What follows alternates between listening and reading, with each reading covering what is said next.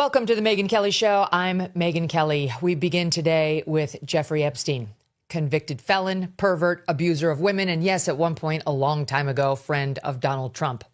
Epstein also met with people like Katie Couric, George Stephanopoulos, the Dalai Lama, reportedly, many others who are not guilty of crimes just because they spent some time with the criminal Epstein. Epstein's back in the news this week, 6 years after he died in prison, awaiting trial on charges of sex trafficking minors. In the never-ending quest to finally know everything there is to know about Jeffrey Epstein and his dastardly deeds, the House Oversight Committee subpoenaed Epstein's estate for his emails and related documents, and lo and behold, they got them. Now, every media outlet known to man is reporting on every word Epstein penned related to Donald Trump in a mad search to tie the president to the disgraced financier's sexual crimes. So far, it hasn't worked. But this is a pathetic and blatant piece of proof that these people don't care at all about sex trafficking victims. The media cares about one thing and one thing only: getting Donald Trump. And this effort to turn the Epstein story into the Trump story completely undermines the actual search for truth when it comes to Jeffrey Epstein, which is why many of us resent these Johnny-come-latelys from finally getting interested in the story. Don't miss a moment. Subscribe to this show on YouTube and follow me on Insta, Facebook, and X. Streaming November 16th on Paramount Plus, it is the return of Landman, TV's biggest phenomenon, from Taylor Sheridan, co-creator of Yellowstone. Academy Award winner Billy Bob Thornton is back as Tommy Norris and managing higher stakes than ever before. It features an all-star cast, including Academy Award nominees Demi Moore, Andy Garcia, and Sam Elliott. In the wake of his former boss's passing, tensions come to a head as Tommy and Demi Moore's character, Cammy Miller, struggle to maintain control of M-Tex Oil. And with his father, played by Sam Elliott, coming back into his life, Tommy must juggle both his roles as an oil man and a family man as pressure builds and his worlds collide. Don't miss the hit series everyone's talking about, Landman's new season starts streaming November 16th, only on Paramount Plus. We've been covering the Epstein case for years here at the MK Show, long before it was a Trump witch hunt. And many of the names surfacing in these emails that are hitting the public eye are familiar to us. Given that Epstein is back in the news, we thought now would be the perfect time to bring you an update on a story we first told you about nearly 2 years ago.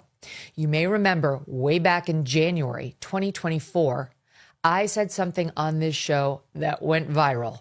I said I believed we would be hearing from Jeffrey Epstein directly sometime soon. We're not done with Jeffrey Epstein. I can tell you that for a fact. Can't tell you how I know, but I can tell you for a fact we're going to hear a lot more about Jeffrey Epstein in the coming year, and you may be even hearing from him directly. More on that as I'm allowed to tell you. I later clarified, because some people misunderstood, that I was not implying Epstein was still alive, just that I knew there were tapes of the man and I had reason to believe they would be made public soon. And the reason I knew that was I've heard some of them. You see, author Michael Wolff has tapes of Jeffrey Epstein, hours and hours and hours of tapes. Tapes he was shopping around. And it was clear to me then and now it was only a matter of time before they were published. 11 months after my prediction that we would hear tapes of Jeffrey Epstein, we did. Michael Wolff himself played and allowed to be played a small portion of one of his tapes. Thing is, this was October 31st, 2024, 6 days before the presidential election. News was at a fever pitch, and Wolff's planned October surprise landed with a complete thud. Even he admitted that. That week, Wolff released one short excerpt of the tapes and also gave left-wing media outlet The Daily Beast access to nearly 2 hours of the tapes. He also confirmed publicly at that time that he has up to 100 hours of tape of Jeffrey Epstein.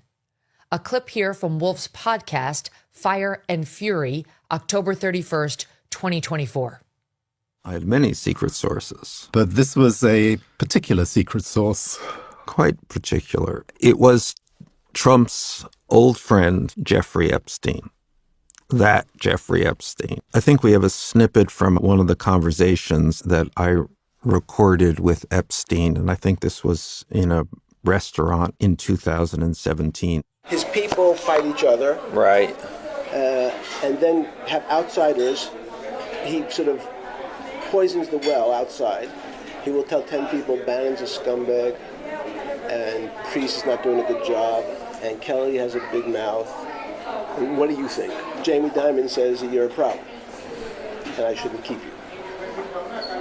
And I spoke to Carl Icahn, and Carl thinks I need a new spokesperson. So Kelly, even though I hired Kellyanne's husband, Kellyanne's just too much of a wild card. And then he tells Bannon, I really want to keep you, but Kellyanne hates you. I have more than dozens. I probably have 100 hours of Epstein talking about the inner workings of the Trump White House and about his long-standing, deep relationship with Donald Trump. An unflattering excerpt about Donald Trump, not a huge surprise, as Wolf is clearly not a fan of Trump's. He wrote a scathing biography about Donald Trump in 2018 called Fire and Fury. While Trump cooperated with the book, for some reason people keep cooperating with Michael Wolff. They always wind up unhappy. Trump attacked it as soon as it hit, criticizing its author and alleging that it was full of lies. The podcast Wolff released on October 31st, 2024, seemed a clear effort to hurt Donald Trump before the vote. The Trump campaign at the time called the move election interference. Wolff said on that show that he, Wolff, had become an outlet for Epstein, quote, to express his incredulity about someone whose sins he knew so well, and then this person actually being elected president. Wolff described Epstein as, quote, utterly preoccupied with Trump. Epstein was, Wolff said, quote, I think, frankly, afraid of him. As mentioned, Wolff shared more of his secret tapes at this same time with media site The Daily Beast. 1 hour and 44 minutes, in fact. The Beast reporting on November 2nd, 2024, 3 days before the election, that it had listened to this tape and provided many details from it in its reporting, including 2 excerpts. Its piece began, quote, Epstein painted a complicated portrait of Trump. He called him charming and always fun, capable of extraordinary salesmanship, but he alleged Trump was a serial cheat in his marriages and loved to, quote, F the wives of his best friends. Epstein, the Daily Beast claimed, could be heard on these tapes alleging that while Trump had friends, he was at heart, quote, a friendless man incapable of kindness.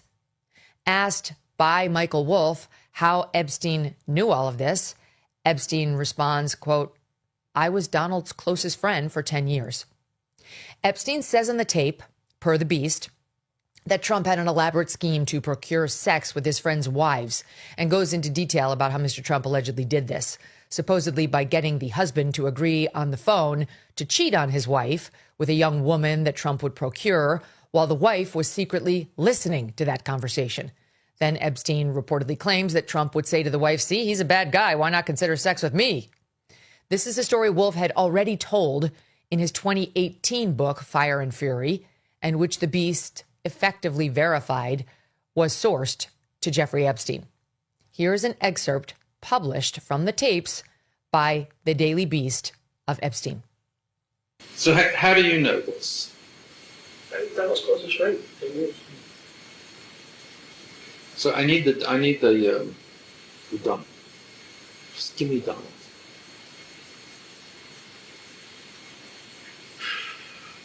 First, it's fun. So you probably know he had a scalp reduction because he had the same male pattern movement that we all have. He had his scalp moved and hysterical. Donald's office, as you know, he made that. He used to be on the phone as that fake PR person. I also found it funny. I was sitting there listening to the guys from the Post talk, and Donald would say, he's a great guy. I loved working with him. And I sit there going, this is just amazing. But he'd say, Michael, come on, let's go to the office. And he'd say, tell me, what's it like to be married? He'd say, you know, you like having sex with your wife? How often do you? He'd say, it's great. Seriously, Michael, how often do you have sex? I mean, don't you want to? You and I can go upstairs, or tomorrow come over. There's this girl's coming in from Los Angeles, part of the Hawaiian tropic kind of Hawaiian. So come over at 3 o'clock. You're going to have a great time. I promise you, Michael, you know, it's just me and you. You're going to have a great time. Be up here at 3 o'clock. We can go upstairs. The whole time, Victoria's been on the phone, listening, setting it up. Because he wants a Victoria. Come on, you must have had a better wife, right? I said, yes. Tell me about it. And the wife's on the speakerphone, listening to Donald and saying, you know, I think you're really hot. And I know you think you're a guy. Michael is like the end of the world, the best guy on earth. You will be married to him. You're wrong. Just listen to the next 20 minutes. And you can go with you in the office, set you up. Okay. That was kind of hard to hear. If you go to our YouTube channel, youtube.com/Megyn Kelly, you'll see it transcribed on the screen at 10 after the hour. So go 10 minutes into our YouTube show and it posts later. But it was in essence exactly what I said in the setup. It was him using Michael Wolff, who he was talking to, as the example of how Trump might do this. You, Michael, your wife, Victoria, she's secretly listening. Oh, you must have had sex with people other than your wife. Tell me what that was about, while the wife was allegedly listening. And then the end pivot to like, hey, wife, here I am. That's basically what Epstein was alleging Trump used to do. On the tape, Epstein also can be heard attacking Trump's intelligence and his character. Here is the second excerpt published by The Beast last November. So just tell me about his intelligence.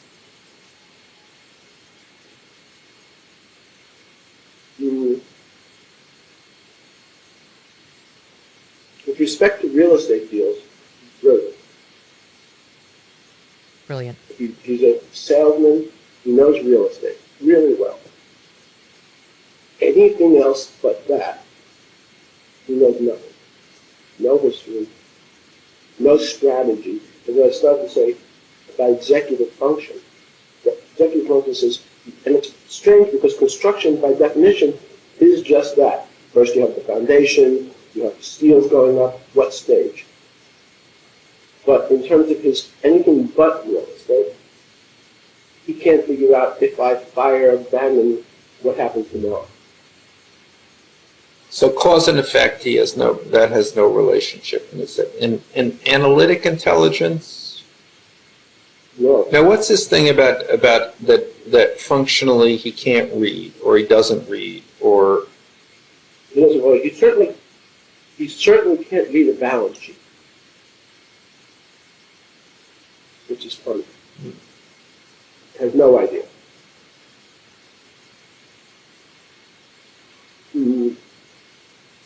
He doesn't read. He reads page 6. He reads So page he's not 6. functionally illiterate. But his reading comprehension is anything complicated. He doesn't know.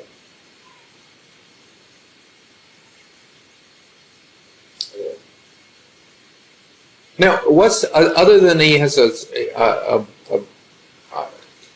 he has a sense of humor. He can be funny. He's great, but funny. What else recommends him? His ability to sell. He is charming. He is able to convince people. It's very much like Clinton. Both Bill and Donald have the ability to go over to a fat, ugly woman, say, you are the most beautiful thing I've ever seen. So he tells everybody what they want to hear. Not that it's charming. And I'm telling you that I know 4 or 5 people who have recently seen him. He's a horrible human being. In Jeffrey's book, He does nasty things to his best friends' wives. Anyone who first tries to gain your trust and then uses it to do bad things. That's how it goes. Keep in mind, this is a man, Epstein, who is known as a liar, prolific liar. He was reportedly thrown out of Mar-a-Lago by Donald Trump after pursuing young women there, and whose friendship with Trump was ended by Trump. Wolf claimed on his Halloween 2024 podcast that Epstein actually blamed Trump for Epstein's growing legal troubles. It started when the two men both attempted to purchase a Florida mansion. Trump had the higher bid and got the property. Listen here to the fire and So fury. Epstein was pissed. Yeah. Of course. And he began to threaten lawsuits, and he began to threaten press exposure. I mean, he was really, really, really pissed when those guys lose a dream house. Yeah. And that was the point at which Epstein's own legal problems, the problems with the girls, began. And certainly in Epstein's telling, this all happened because it was Trump who first dropped a dime on him. Oh, is that right? And Trump would have known about the girls because he was in and out of Epstein's house. Yeah. When Epstein and I were talking about this, and Trump was now the president of the United States. So the version of Epstein talking to Michael Wolff appears to be a jilted friend who blames his legal troubles on Trump. Don't forget, they started back in 2008 when he was accused of soliciting sex from a minor, and who has watched his hated ex-friend become president of the United States. The Trump campaign, when all these allegations were published, the tapes and the Michael Wolff podcast right before he was elected president again, the Trump campaign in 24 denied all of these allegations, attacking Michael Wolff as, quote, a disgraced writer who routinely fabricates lies in order to sell fiction books because he clearly has no morals or ethics. When Fire and Fury, the book, came out 6 years before this October surprise, the White House called it trashy tabloid fiction, saying it was filled with false and misleading accounts. All of which brings us to today. Where are the remaining 98 hours of Epstein tapes? Wolff says he has 100 or so, maybe more. In that tape, he says, I have 100 of hours of him talking about Trump. So maybe he has even more of him just talking, period. 1 hour and 44 minutes were provided to the Daily Beast. A few minutes, if that, was played on Wolff's podcast. So what gives? Where's the rest of it? Well, we at the Megyn Kelly Show can confirm that more tapes do indeed exist. We know because my team and I have heard some of them. The tapes have not been made public because we have been told they are part of an unknown, unreleased project. Who's doing the project? Who now owns the tapes?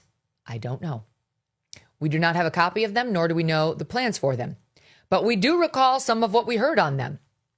We heard a conversation from April 2019, which is 5 months after Julie K. Brown's explosive reporting on Epstein that really led to the end for him and young women in the Miami Herald. That led to renewed national scrutiny on Jeffrey Epstein. It talked basically it was all about how Epstein had negotiated some 36 women coming forward, young women, 13 to 15, 13 to 16, coming forward against Jeffrey Epstein at the time. And the local PD, she wrote, was doing its job, trying to process all these claims. And then eventually it became so huge, they brought in the feds. This is under the George W. Bush administration. It was 2007 that this first unfolded.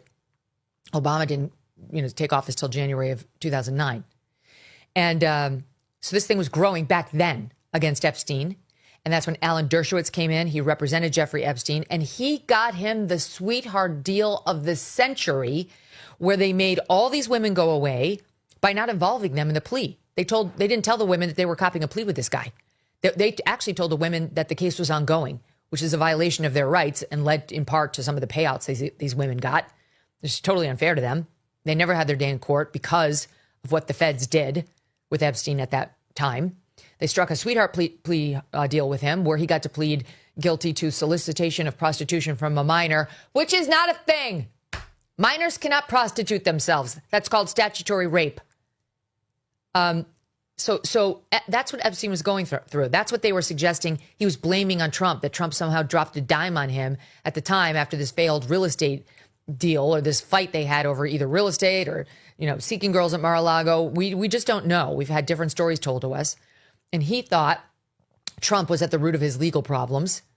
But now in 2018, Julie K. Brown of the Miami Herald stumbles on the whole thing. She sees this sweetheart deal. He served, like a year and a half on house arrest, 12 hours a day were outside of the prison. He was at his office in this cush environment. He was out of jail 6 out of the 7 days of the week. And so she blew the lid off of this, that this guy, Alex Acosta, who was the U.S. attorney at the time covering this area of Florida, struck this deal with Alan Dershowitz and Epstein's other lawyers. That was the deal of the century. He did have to register as a sex offender, and it allowed him to go on as a predator. That's really what was so controversial about it, among other things, really. And so she breaks this 10 years after he struck the deal, renewing massive amounts of scrutiny on Epstein. Alex Acosta, who by 2018 had become Trump's labor secretary. He wound up having to leave the post after this reporting. And that was, I think, November of 2018.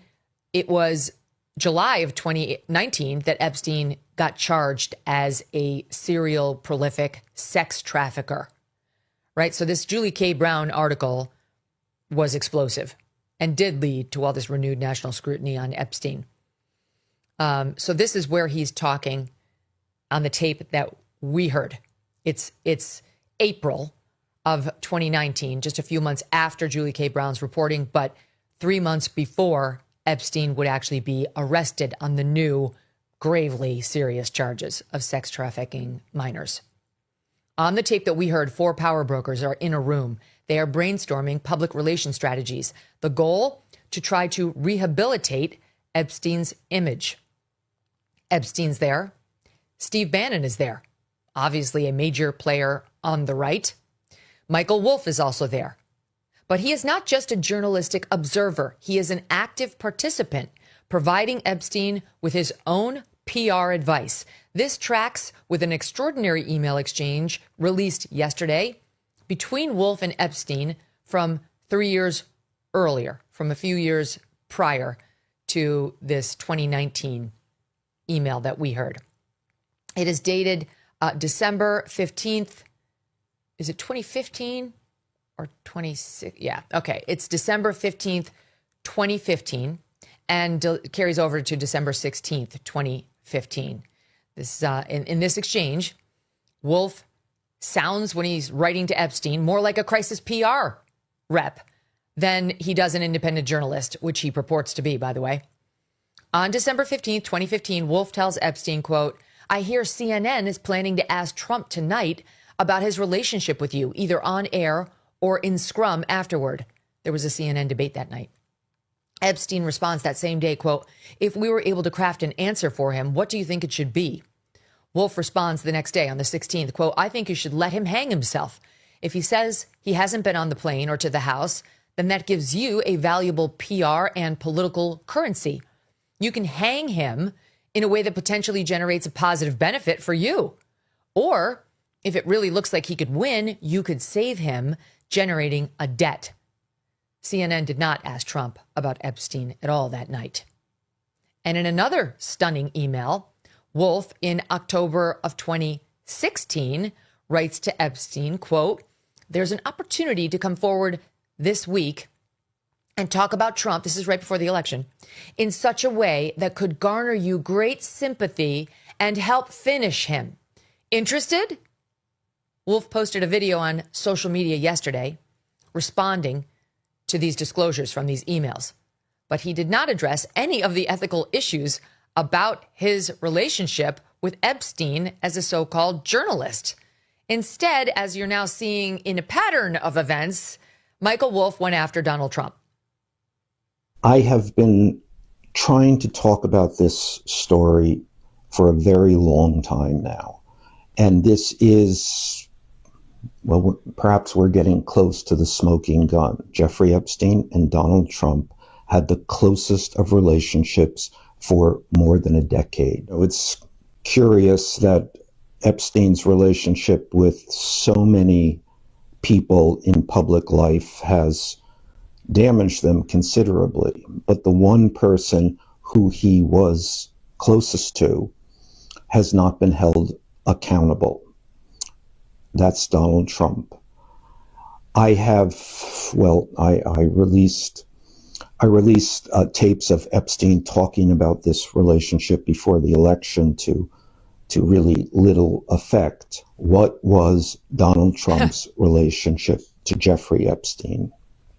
What's the nature of that relationship? What did they do together?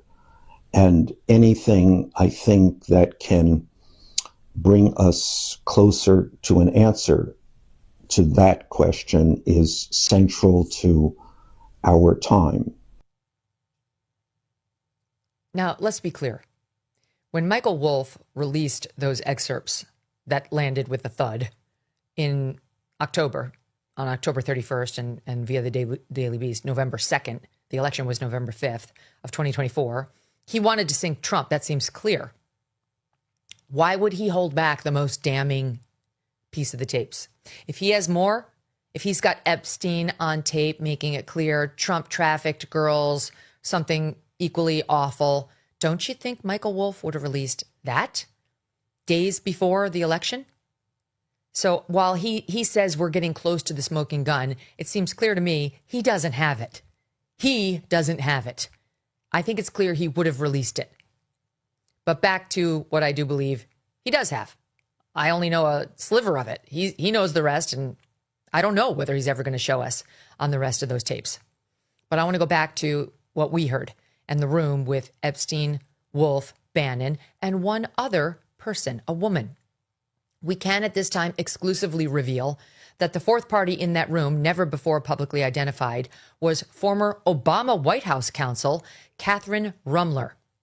Ms. Rumler is all over the emails that just hit yesterday, which show a very friendly relationship between her and Jeffrey Epstein. She reportedly even showed up to Epstein's 2019 sex trafficking arraignment. In Wolff's 2021 book, all right, now try to keep it straight because we're going to tell you about a meeting that was from April 2019. Jeffrey Epstein allegedly killed himself in August of 2019, 1 month after he'd been charged with all these crimes. And then in 2021, Wolff wrote another book. In 2018, he had written Fast or Fury and Fire, whatever it was, Fire and Fury. And then in 2021, after the meeting that we're discussing with you right now, he wrote another book called Too Famous. And in that book, he revealed parts of this conversation I'm telling you about right now. But interestingly, he holds a few things back. He does not reveal, for example, this attorney's identity. In the audio we heard, she's referred to as White House counsel and Kathy, so it's pretty clear to us who it is. Now that we see her all over the email correspondence, even more so. We reached out to Ms. Rumler on our reporting that she was in this meeting with Epstein, and she declined to comment. The tenor of the conversation is friendly and upbeat. It sounds like friends having a good time, laughing and joking as they try to come up with ways to spin a known sex abuser back into the good graces of the public. Now, just it's interesting. Keep in mind, this is after he knows at this point about the Julie K. Brown reporting, and he knows additional legal charges could come his way. That's what's interesting about the timing of this tape that we heard. All right, so it's happening months before he would wind up dead. The discussion in the audio begins with a bizarre and flippant conversation about prostitution and whether the average prostitute is underage or not.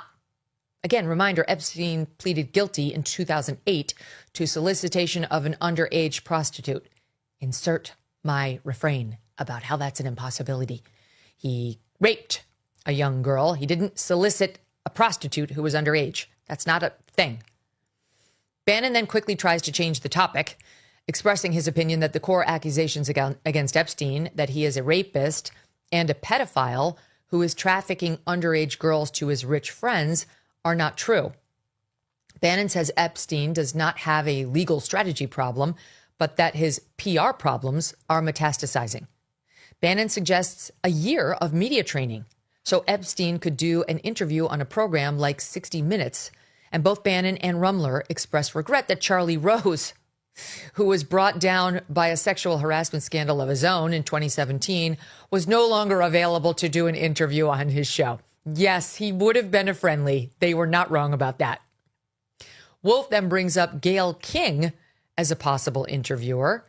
Bannon notes R. Kelly's disastrous interview with her went south because, in his view, R. Kelly didn't prepare. Note to Gayle, it's not a great thing when they're talking about who could we get to do a softball interview, and you are the second one mentioned after only sex pest Charlie Rose. So telling, these windows into these backroom conversations. Wolf documented some of this conversation I'm telling you about, though notably not all, in that book I mentioned called Too Famous, which hit in 2021, revealing that Rumler chimed in, he doesn't name her, that she did not want Epstein videotaped in preparation for any interview with a 60 Minutes or whomever, because it could be subject to a subpoena. Listen to this exchange on the audiobook of Too Famous that begins with the attorney we are now identifying as Rumler in her argument with Steve Bannon. I'm not opposed to media training. I just don't want a videotape out there. He's got to sit there and watch the tape all the time. That's how you learn. This is like preparing for a deposition, except this is preparing for the court of public opinion. That's my point. He never had to prepare for a deposition because he just takes the fifth. Now you're setting him up to answer questions he can't answer. And certainly, if he answers them, they're not going to rehabilitate him. She was only 16, but full of tattoos. So 16, but not like a good person who's 16. Really, continued Bannon, there has got to be a way to answer that in an acceptable way. I don't know what the answer is, but you have got to figure out the basic positioning, which should have been done 15 years ago. We're trying to show remorse or whatever we're trying to show. However we get there, we've got to get this to the point on Gayle King so that the big reveal is that he's not a monster. He's human, ashamed, mortified. Very interesting. Okay, so that's the audio reader depicting an exchange between Bannon and Rumler. Notably excluded from Wolf's book is Wolf's own role in this exchange. He's openly advising Epstein again in this conversation on how to minimize his alleged crimes. Epstein does not appear to be taking it seriously at all, asking at one point, who's going to play me on Saturday Night Live? More from the audiobook of Too Famous, depicting here a conversation Wolf says he had with Steve Bannon, comparing the media training to that a professional athlete would get when studying game tape. There's a process here of getting him on camera and having him study it, like you study NFL films, like Tom Brady. And do you think That's Bannon. He can actually do this, even studying? I'm here, by the way, guys. Grandpa's up in the attic. That's Epstein. He's still here, said a shrugging Epstein. Rumler ultimately relents and allows Epstein to sit for a practice interview so long as they don't talk about his legal issues. On the tape we heard, but not in Wolf's book, Epstein bizarrely suggests that he should talk about women and science in the practice interview. This is how he thinks he's going to rehabilitate himself. An incredulous Rumler accuses Epstein of having said there's never been a great female scientist and that women become morons as soon as they get their first period. An undeterred Epstein says women are the future of science because they will focus on things that cannot be measured like love and intuition. Okay. We can also reveal for the first time that before the practice interview, the group also discusses possibly suing the Miami Herald over its award-winning reporting about Epstein. But Rumler expresses concern that Epstein's reputation was already so soiled that he would not be able to recover many damages, and that he would still have to plead the Fifth Amendment in any depositions. Rumler then leaves the group to take a call on behalf of another client, and Epstein is heard on the tape telling Rumler, cute dress. Bannon jokes, let me introduce you to Jeffrey Biden, an obvious reference to Jeffrey Epstein's name, and we assume that of Joe Biden, a reference to Biden's inappropriate public behavior toward young women. In the practice session, Bannon plays the role of a 60 Minutes interviewer, and Epstein tries to say he doesn't like to party. Wolf's book, Too Famous, would later recount this conversation with Steve Bannon, identified as SB Epstein J.E., in the audiobook. SB, you're not a playboy. JE, I am a playboy. SB, how can you be a playboy and not be social? JE, I didn't say I was a hermit. I don't go out. I meet people in different ways. I go to specialized professional gatherings. SB, is that a euphemism? JE, where I meet people who I find interesting, or interesting people seek me out and come to my home. SB, are these men or women? JE, both. But if the question is, do I like women? The answer is yes. No wonder this interview never actually happened. I mean, some bad things happened to Jeffrey Epstein after that plan, but you could see the frustration of those who were apparently trying to help him, that he might be unhelpable. On the tape, we hear Epstein say that he has a photographic memory with numbers, that he studied at the Lawrence Livermore National Lab in high school, and that he received a perfect score on the math section of his SAT. Despite not having a college degree, he says he got a job as a math teacher at the prestigious private Dalton School in New York City by cold calling and then acing the interview. In the practice interview with Bannon, Epstein says he taught 17 and 18-year-olds and that he would pay extra attention to the girls. The exchange here in the audiobook of Too Famous. Listen. SB, you would focus on the females versus the males. JE, yes, to the extent that I had something more to give them. SB, what? JE, as I said, a friendlier view of the math world. SB, you understand how that might sound creepy. JE, that I don't know. It doesn't sound creepy to me now, and I don't think it seemed creepy to anyone then. I also tutored young black men. Epstein's comments about young black students also weren't exactly media friendly. From the audiobook. They can do great mathematics. They just have to be playing basketball at the same time. Seriously, when blacks learn, one of the nice things about basketball is that they are moving around. Blacks learn really well when they are moving around. And in American schools, you tell blacks to sit in their chairs. The group then takes a break to give Epstein feedback where Wolf and Bannon compliment him on his charisma and screen presence, but make the observation that his commentary needs some work. Seriously, says Bannon, according to Too Famous. You're engaging, you're not threatening, you're natural, you're friendly, you don't look at all creepy, you're a sympathetic figure, and this is what 75% of the battle is. I'm totally impressed. We just have to cut the content down. On the audio we heard, but not in the book, Wolf enters the conversation again, reminding Epstein that 60 Minutes is going to shoot 2 hours of tape and cut it down to about 6 minutes, and saying Epstein was giving them opportunities to capture moments when he sounds terrible. Also not in the book is Bannon reminding Epstein that the interview is, quote, not a search for truth.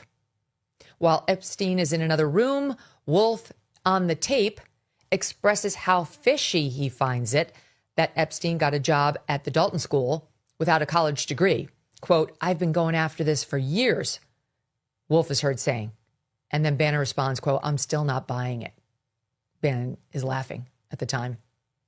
And the American people are not buying the story around Epstein either. Legitimate questions persist about the extent of his crimes and who, if anyone, is being protected. President Trump seems uninterested in further Epstein disclosures. Just this week, he reportedly met with Lauren Boebert, one of the Republicans pushing a so-called discharge petition that, if signed by 218 House members, which has now happened late yesterday, will get a vote on the House floor seeking more disclosure from the DOJ. The vote, however, will be largely symbolic, as it would likely be DOA in the Senate and presumably on President Trump's desk. Still, what we heard and what Wolf's earlier reporting reveals is a deep animus by Epstein toward Trump, a bitterness, a resentment, at least by the date of those tape excerpts we played August 2017 and clearly thereafter. By 2019, after the media storm hit, Epstein was focused on image rehab. Within months, he would be charged with 2 serious felonies and would die, allegedly by suicide, in a New York prison. So many questions remain. Did the seemingly jocular man we heard on those tapes in 2019 take his own life months later, after his legal troubles mounted? Why was a so-called journalist, Michael Wolff, advising Epstein like a hired PR guru? And why wasn't his full role disclosed in his earlier books? Why was our friend Steve Bannon there? And what does he know of the Wolf tapes? More importantly, what about Bannon's own tapes? Bannon has publicly revealed that he at one point was making a documentary about Jeffrey Epstein. It's been reported he has 15 hours of his own tapes of this guy, but that they've never been released. They haven't been.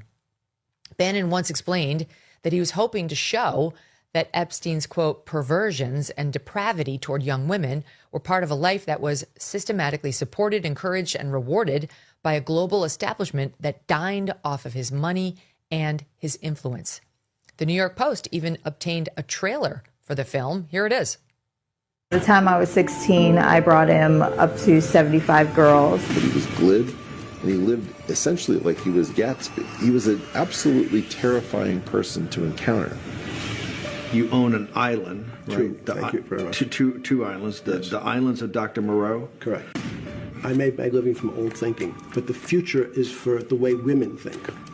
The way women think. That's correct. Is that not a sop because of all the depravity you've done against young women? And your new sop is that their women's thinking is the future? No, I've always believed that women would be, in fact, be able to take over. I'm a firm believer and supporter of Time's Up. The greatest threat to people put in solitary confinement is they try to kill themselves. Imagine that.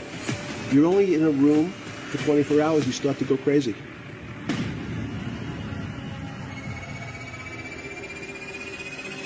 The monsters, Epstein's life among the global elite.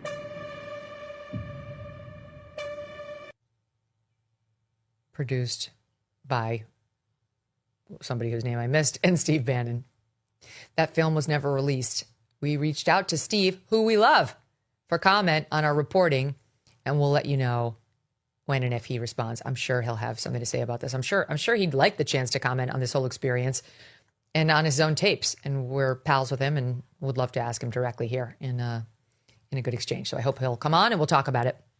Coming up next, Maureen Callahan is here to react to this and to all the news of the day. Buckle up. This is a crazy one. We talk a lot about personal responsibility on this show. Well, here's one aspect that's really important: your health. And I'm not talking about following whatever the experts recommend, right? We've had plenty of that. I'm talking about real data-driven decisions based on your body's actual numbers. We demand transparency in government, but most of us have no idea what's happening inside of our own bodies.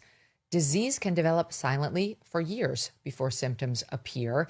By then, you're playing catch up with expensive treatments instead of preventing problems when they are cheap and easy to fix. I want to tell you about Jevity.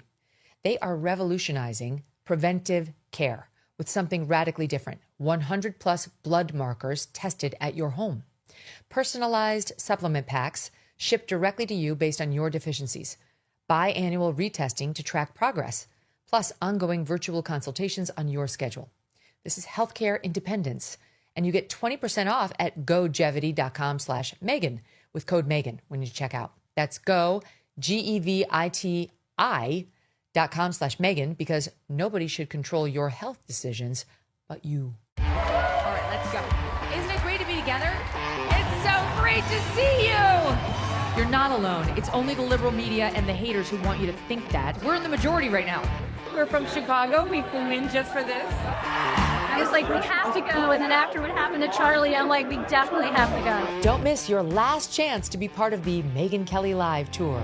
It's a very important time in our country, Megyn. Stand firmly. Do not waver on the truth. Next stops, Bakersfield, Anaheim, and the grand finale in Glendale, Arizona, featuring special guest Erica Kirk.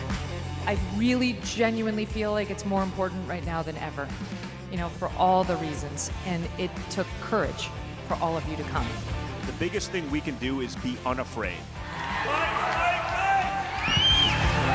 So go get your tickets right now before they sell out. MegynKelly.com. Presented by Y-Refi and SiriusXM. Maureen Callahan is here with me in studio. She's, of course, the host of The Nerve with Maureen Callahan, a huge hit on all podcast platforms, YouTube, even Substack. You can go and subscribe at thenerveshow.com. Hello, troublemakers. And she is joining me on the Megyn Kelly Show live tour next week, November 21st in Anaheim, California, along with Jillian Michaels and our pals from The Fifth Column. Still some tickets left for that. So go right now to MegynKelly.com to get them right now. MegynKelly.com. Maureen, welcome back. Thanks for having me. I'm so happy to see you. Oh my God. I'm so happy to see you too. Congrats, by the way. Just the show is kicking ass. Thank you. It's so fun to listen to. Thank you. It's so fun to make. Yeah. I can tell. Die every day. We're having the most fun. We went from the wood chipper, the woodshed to the wood chipper. What do you call yourself? You're a cultural prosecutor. I am a cultural criminal prosecutor. Yes. It's perfect. Yes. Do we have t-shirts yet that read allegedly, in my opinion? What we're getting fielded many requests for, which we're working on, allegedly, reportedly, just my opinion. We're getting just my opinion mugs. I love it. I'll get them. I love it. And listen, we're laughing about it, but it's an honest thing to do. You know, for the audience, you're letting them know what this is an opinion versus a fact that I'll state authoritatively, and like too few do that.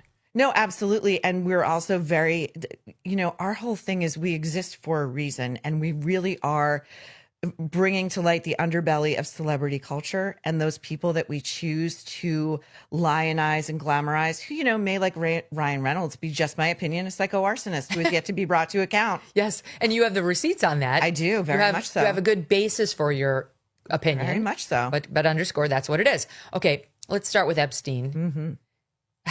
Let's start with Michael Wolff, just for kicks, because I don't know why people continue to sit with Michael Wolff, because every biography he does on somebody is just an absolute killer. And then they all get mad at Michael Wolff, like the Murdochs and others. And then they're sorry that they sat with Michael Wolff. But Donald Trump sat with him in 2018 or prior to that, because that's when it hit, Fire and Fury. And it seems very clear based on the talking points I just laid out that Michael Wolff can't stand Trump, and really seems determined to bring Trump down. And it's amazing to me that he calls himself a journalist and yet is an active PR advisor to people like Epstein, who, he's also supposed to be doing, I guess, journalism with. It seemed to me from what you just did in that segment, plus the emails that have been released or leaking out, I mean, I don't know. Everybody in the industry knows, like, Michael Wolff talks out of both sides of his mouth, So why these people would put themselves, it feels like gamesmanship. To me, everything, including the abuse of minor girls, it kind of feels like a game. Can we get away with it? Yep. Michael Wolff, I'll teach you how to get away with it. Steve Bannon, I'll help you get away with it. I was just reading back to make sure I had my timeline right. It was 2008 when Epstein went to prison for soliciting prostitution. Fake prison. Everyone knew was the stepmother of a 14-year-old girl had called Palm Beach police and said, I think my stepdaughter's been molested over there. And they all knew it. They all knew what was going on over there. And he got, what do you get? Like work release? Like he was able to leave. And all day. I've walked by that prison. It's tiny and it's pretty and it's cush. It's not like he was in like MDC where they're holding Luigi Mangione and they held Diddy. And off he goes every day to like go about his business, which the guy was a danger to young girls everywhere. So I don't know how it is that a Michael Wolff, who has written for the publication I write for, it's... How is his name not mud? Exactly. The thing you mentioned about, the work release, like Jeffrey Epstein was publicly disgraced in 2008, even with that sweetheart plea deal. I mean, you find out your friend has pleaded guilty to solicitation of prostitution of a minor. Most people would end the relationship at that point. Yeah. It's a no, right? Yeah. But almost no one did. Like Prince Andrew didn't. That infamous dinner that he had at his New York mansion with Katie Couric and George Chelsea Stephanopoulos. Handler. Yes, they all went well after that, to gather together. Who, Steve? Woody Allen. Oh, well, that's a shock. Yeah. That was well after Epstein had copped that plea, and they all knew and they didn't care. And here's what's like crazy. Larry Summers. All right. So that was Obama's Treasury Secretary and the former president of Harvard. has been outed in these documents as honestly like a pathetic little child. I can't believe how embarrassing they are for him. So this guy has some exchange with Epstein, I'm trying to find it here, where he acts like he can't, like, I'm trying to find it. Where is the little flirt? He wants to learn how to flirt, and he needs the help. It's an AM update. Yeah, I'm looking at AM update, but I don't see it. Hold on. I got to find it because it's so good. Stand by. I'm going to find it. It's worth it. Okay. It's not on the first page. We're all arguing. Thanksgiving. No. Dershowitz. Here it is. He asked Epstein for dating advice. Now, keep in mind, this is after not only the 2008 plea deal, it's after the 2018 Miami Herald reporting. Yes. Okay, so that's what blew the whole lid off of it. Mm-hmm. After that. And Larry Summers is asking him for dating advice, saying the following. Okay, by the way, he's a contributing writer for the New York Times opinion section. The correspondence took place in 2017, 2018, and 2019. And he says, all right, stand by. Here it is. Yeah, March 16th, 2019. He writes, we talked on the phone. Then, I can't talk later. Didn't think I can talk tomorrow. I said, what are you up to? She said, I'm busy. I said, awfully coy you are. And then I said, did you really rearrange the weekend we were going to be together because guy number 3 was coming? She said, no, his schedule changed after we changed our plans. I said, okay, I got to go. Call me when you feel like it. Tone was not of good feeling. I didn't, D-I-N-T, want to be in a gift-giving competition while being the friend without benefits. You'll have to stay tuned to hear Epstein's response right after this quick break. If you owe the IRS back taxes, they can garnish your wages and levy your bank accounts. They can even seize your retirement or take your home. But don't let the IRS target you. Call the professionals at Tax Network USA. Their tax lawyers and enrolled agents are experts in powerful programs that may even help you eliminate your tax debt. Tax Network USA is A+ rated and has saved over $1 billion for their clients. Whether you owe a few thousand or a few million, they can help you. In just one phone call, you can start the process of stopping the threatening demand letters, stopping the aggressive collections, and resolving your tax matters once and for all. But you have to act now while you still have options. For a free consultation, call Tax Network USA today at 1-800-958-1000 or visit tnusa.com/Megyn. Do not let the IRS be the first to act.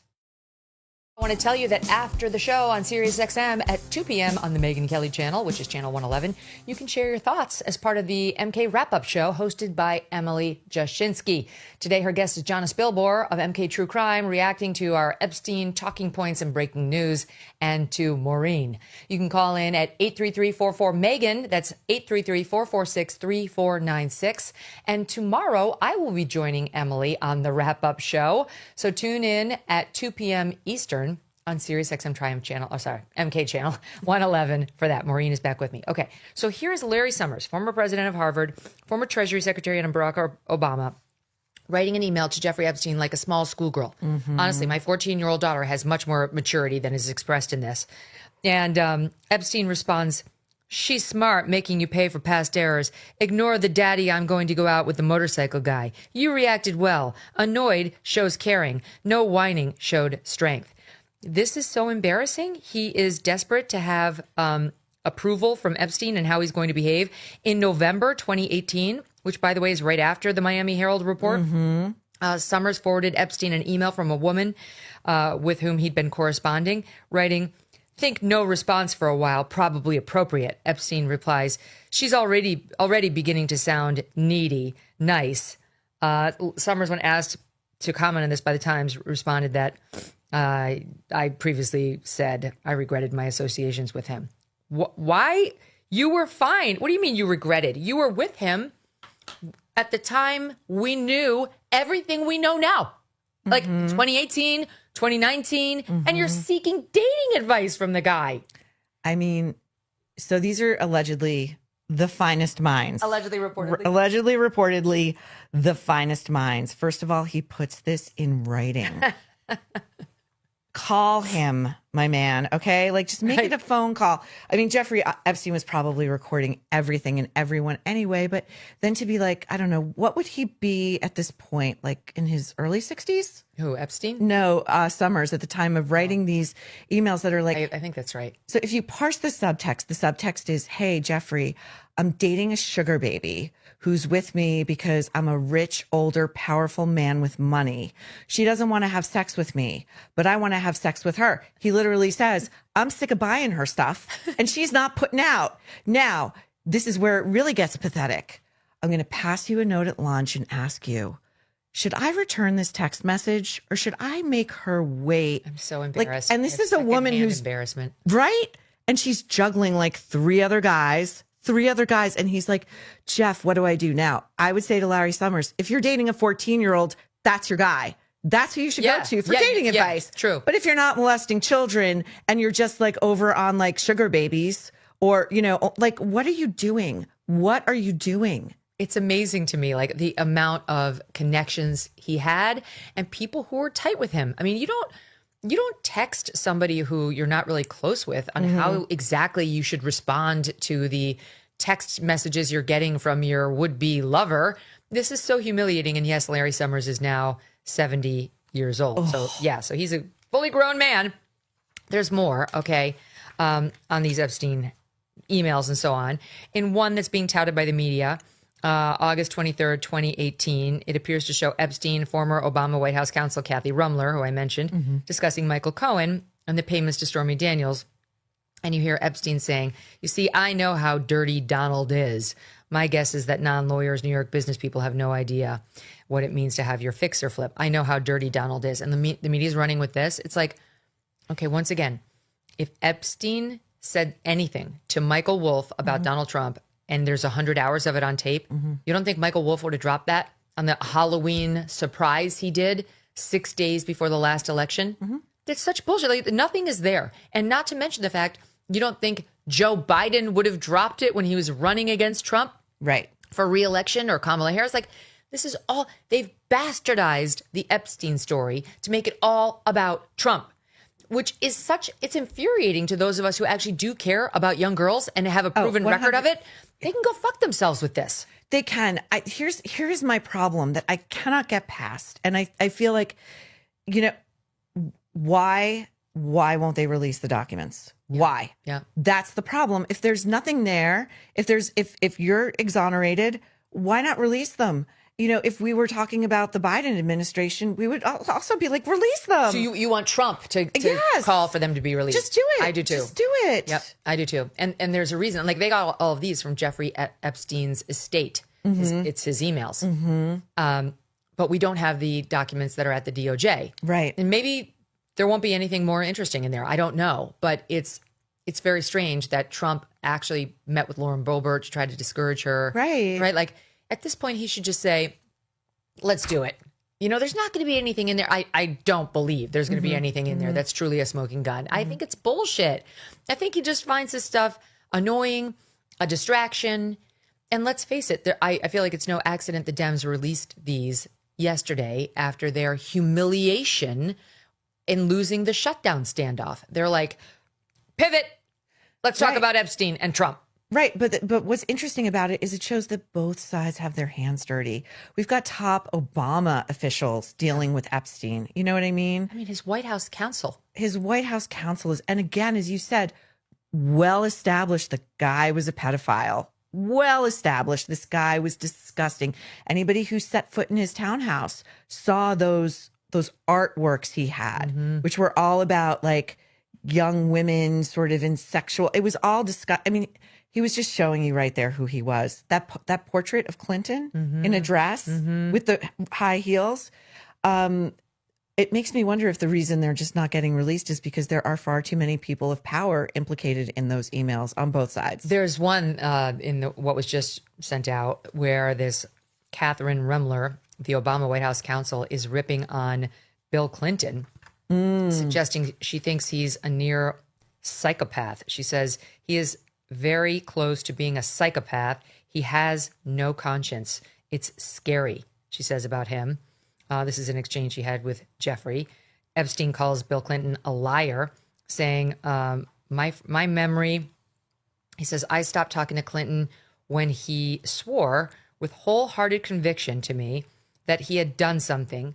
He had forgotten that he also swore the exact opposite to me only weeks before. Who to feel sorry for here? A pedophile upset at the, inability to believe a career lifelong politician with aims for the White House. Yeah. Who we all saw in the run up to that White House that first bid. I did not lied about Jennifer Flowers. Jennifer Flowers had the tapes. One of my favorite pressers ever when she stood in front of the world's media with the Star magazine behind her. With Jennifer the with a tapes. G, just to be clear. Jennifer with a G. And then I did not have sex with that woman. Right. I mean, we've got them all, like his greatest hits on tape. So again, if Jeffrey's such a genius, why are we so surprised? We don't know who we're dealing with. Well, this is another thing that seems to be emerging is that he was very well connected, but not quite as well as he said he was. Yeah. Right? That he was dropping people's names left and right to try to make himself sound important. And he had just enough access that it worked because he did have some powerful friends. And that leads me to Prince Andrew. What do you make of the disclosures about him in here? Because there's one that I could argue as Prince Andrew's lawyer is helpful to Andrew. Oh, really? Yes, in that he's saying behind the scenes to Jeffrey, you got to put this story out. Like it's breaking about him with Virginia Giuffre and the arm around. He's like, I had nothing to do with this. You've got to get on top of this. Like, handle this, please. And then you see a lot of comments by Epstein being like, she's a liar. He said something like she had sex with everyone but Elvis. And he's mocking her, listing like her long list of people she was allegedly trafficked to. Right. And that's them behind the scenes when it hadn't come out. It's not like a public conversation. It's them behind the scenes kind of rolling their eyes at how absurd she is. And also Andrew being like, could you please get rid of this nonsense? Like, I don't want this. And I had nothing to do with it. Now, that could just be cover. Sure. Totally. Sure. But I was like, if I'm repping Prince Andrew, I'm not opposed to this exchange being released. But my question would be why in that email exchange wouldn't Andrew have memorialized his later claim that photo was doctored and he was never even there? Well, that's the other thing that comes out that's not helpful. The photo's real. Epstein verifies that photo is real, that Andrew's been telling us is a false photo since it hit the public airwaves. And what's happening with him, Mo? You cover on your show a lot what's going on with the royals. And Kinsey, she brings us our royal update. Yeah. And it seems like Andrew now could be facing criminal charges relating to financial impropriety, alleged financial impropriety, both Andrew and Sarah Ferguson. Sarah Ferguson, everybody knows, has been raiding the kitty of her charity for years. Andrew, we do know. I didn't know that. Allegedly, I should qualify that. Okay. But the latest reporting is that Andrew may actually and Sarah Ferguson leave the country to avoid any kind of criminal prosecution. Oh God, are we going to get stuck with them too? No, they'll never come here. All right, they'll never come here. But it's a lovely parallel because Megyn has really come into full flower as not the second incarnation of Diana, as she would so love to be regarded, but she's really Fergie 2.0. Yes, I can see that. That's a right? much better role model for her and what she's become. She's as absurd as ever. Meghan Markle. Yeah. She showed up at the Kris Jenner 70th birthday bash with Harry and got her picture taken. And I'm just going to be honest, she didn't look good in either shot. Oh, everybody's been saying that's the conversation I've been having all week. Right? Yeah. She did not look good. We're putting it on the board. There's one with Kim Kardashian, who's in the purple. And then there's one with Kris Kardashian, who is in the red dress. Megyn, can we stop for a moment here? Yeah. We're going to talk about this on The Nerve. But if you look at the former photo, the first one where Harry is looking at Kris, if you look closely, okay. His eyes. Do you see where they are? On her boobs. And he looks wasted. And Megyn, that's your prize, okay? That's your Duke, your Prince of the Blood. He's ogling a 70-year-old woman. It's so true. I hadn't considered that as one of the motivations for what we now know was a demand reportedly by Megyn to take down these pictures. She was pissed that the Kardashians posted them. Meanwhile, What lunatic poses for a photo with a Kardashian and thinks it's not going to get posted? Why are we alive? You know, to paraphrase Warren Beatty to Madonna in Truth or Dare. Right. If you're not on camera, why live? Does it even matter? Does it matter? So they go, the cost of entry, this is a blood oath you take when you cross the threshold of any Kardashian Jenner enterprise. You're going to be exploited. Yes, Your image and yes, likeness, you are. signing it away. Just kiss it goodbye. And so, you know. You will be exploited. That should be like underneath the entryway of every Kardashian event. 100, like South Park. Like, we want our privacy, you will be exploited. We want privacy. We want privacy. And so these two, so apparently now the Kardashian Jenners are extremely angry with the Sussexes for making this ad hoc demand when the cost of entry, I mean, Megyn, the driveway leading up to this thing was they had hired like the best paparazzi in the business to take photos of all the guests coming in. Yes, This is how we got our favorite platonic couple, Oprah and Gayle, together, right? Yes. Entering the Bezos-Sanchez lair. They were the ones throwing the party for Chris, by the way. Okay. Jeff Bezos. Oh, naturally. Okay. So, you know, there's all theories about why Megyn wanted to be in that party in particular. Well, and so who shows up and then scolds the host, the birthday girl, for having the photo with them? It's like, then don't pose for it, you idiot. Just say, I'd rather not. How about don't go? Right. How about don't even go? You know, the thing that struck me too about those images of Megyn entering, you know, Harry had her by the hand, but she was several steps behind and she was beaming. Like, this was like her fullest self-actualization. She's at a Hollywood party hosted by Kris Jenner. Now, if she had an iota of common sense, she would have realized that had she just stayed as a royal, it would have been the likes of Kris Jenner, desperate to be in a room with her. Yes. Desperate to be in a room with Meghan Markle, and how the tables have turned. And she's not as clever as she thinks. Yeah. She doesn't get that this is not good for her brand. Yeah. She's hawking her marmalade, and her friend Oprah just put it on her most favorite things, Maureen. Oprah loves the marmalade so much. It's a favorite of hers that came across totally organically. It was not bought and paid for by her choosing Oprah for her big reveal about the royal family being a bunch of racists. No, it's real for sure.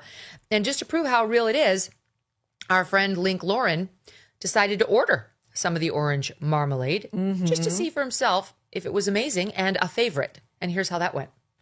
I feel like I'm at fat camp and they're like forcing me to eat vegetables or something. I don't know if fat camp is real. Okay.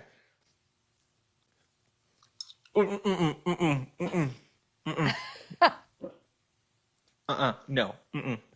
Oh no. I literally feel my throat closing. Oh my God. Orange marmalade. Oh no.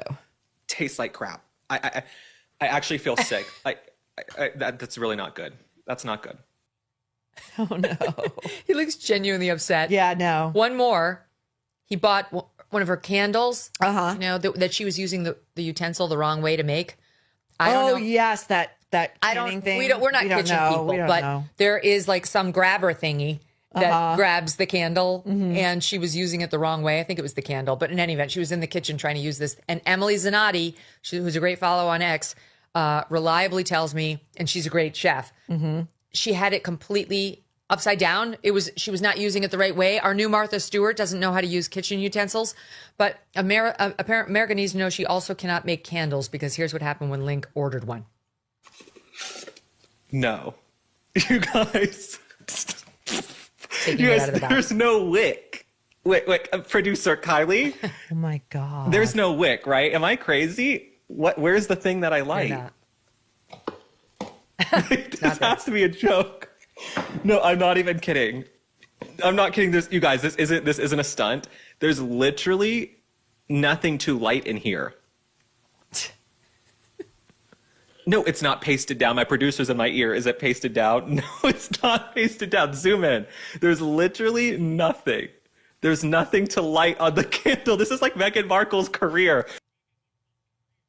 He tried to get a refund, and he's having difficulty getting his money refunded. You don't say.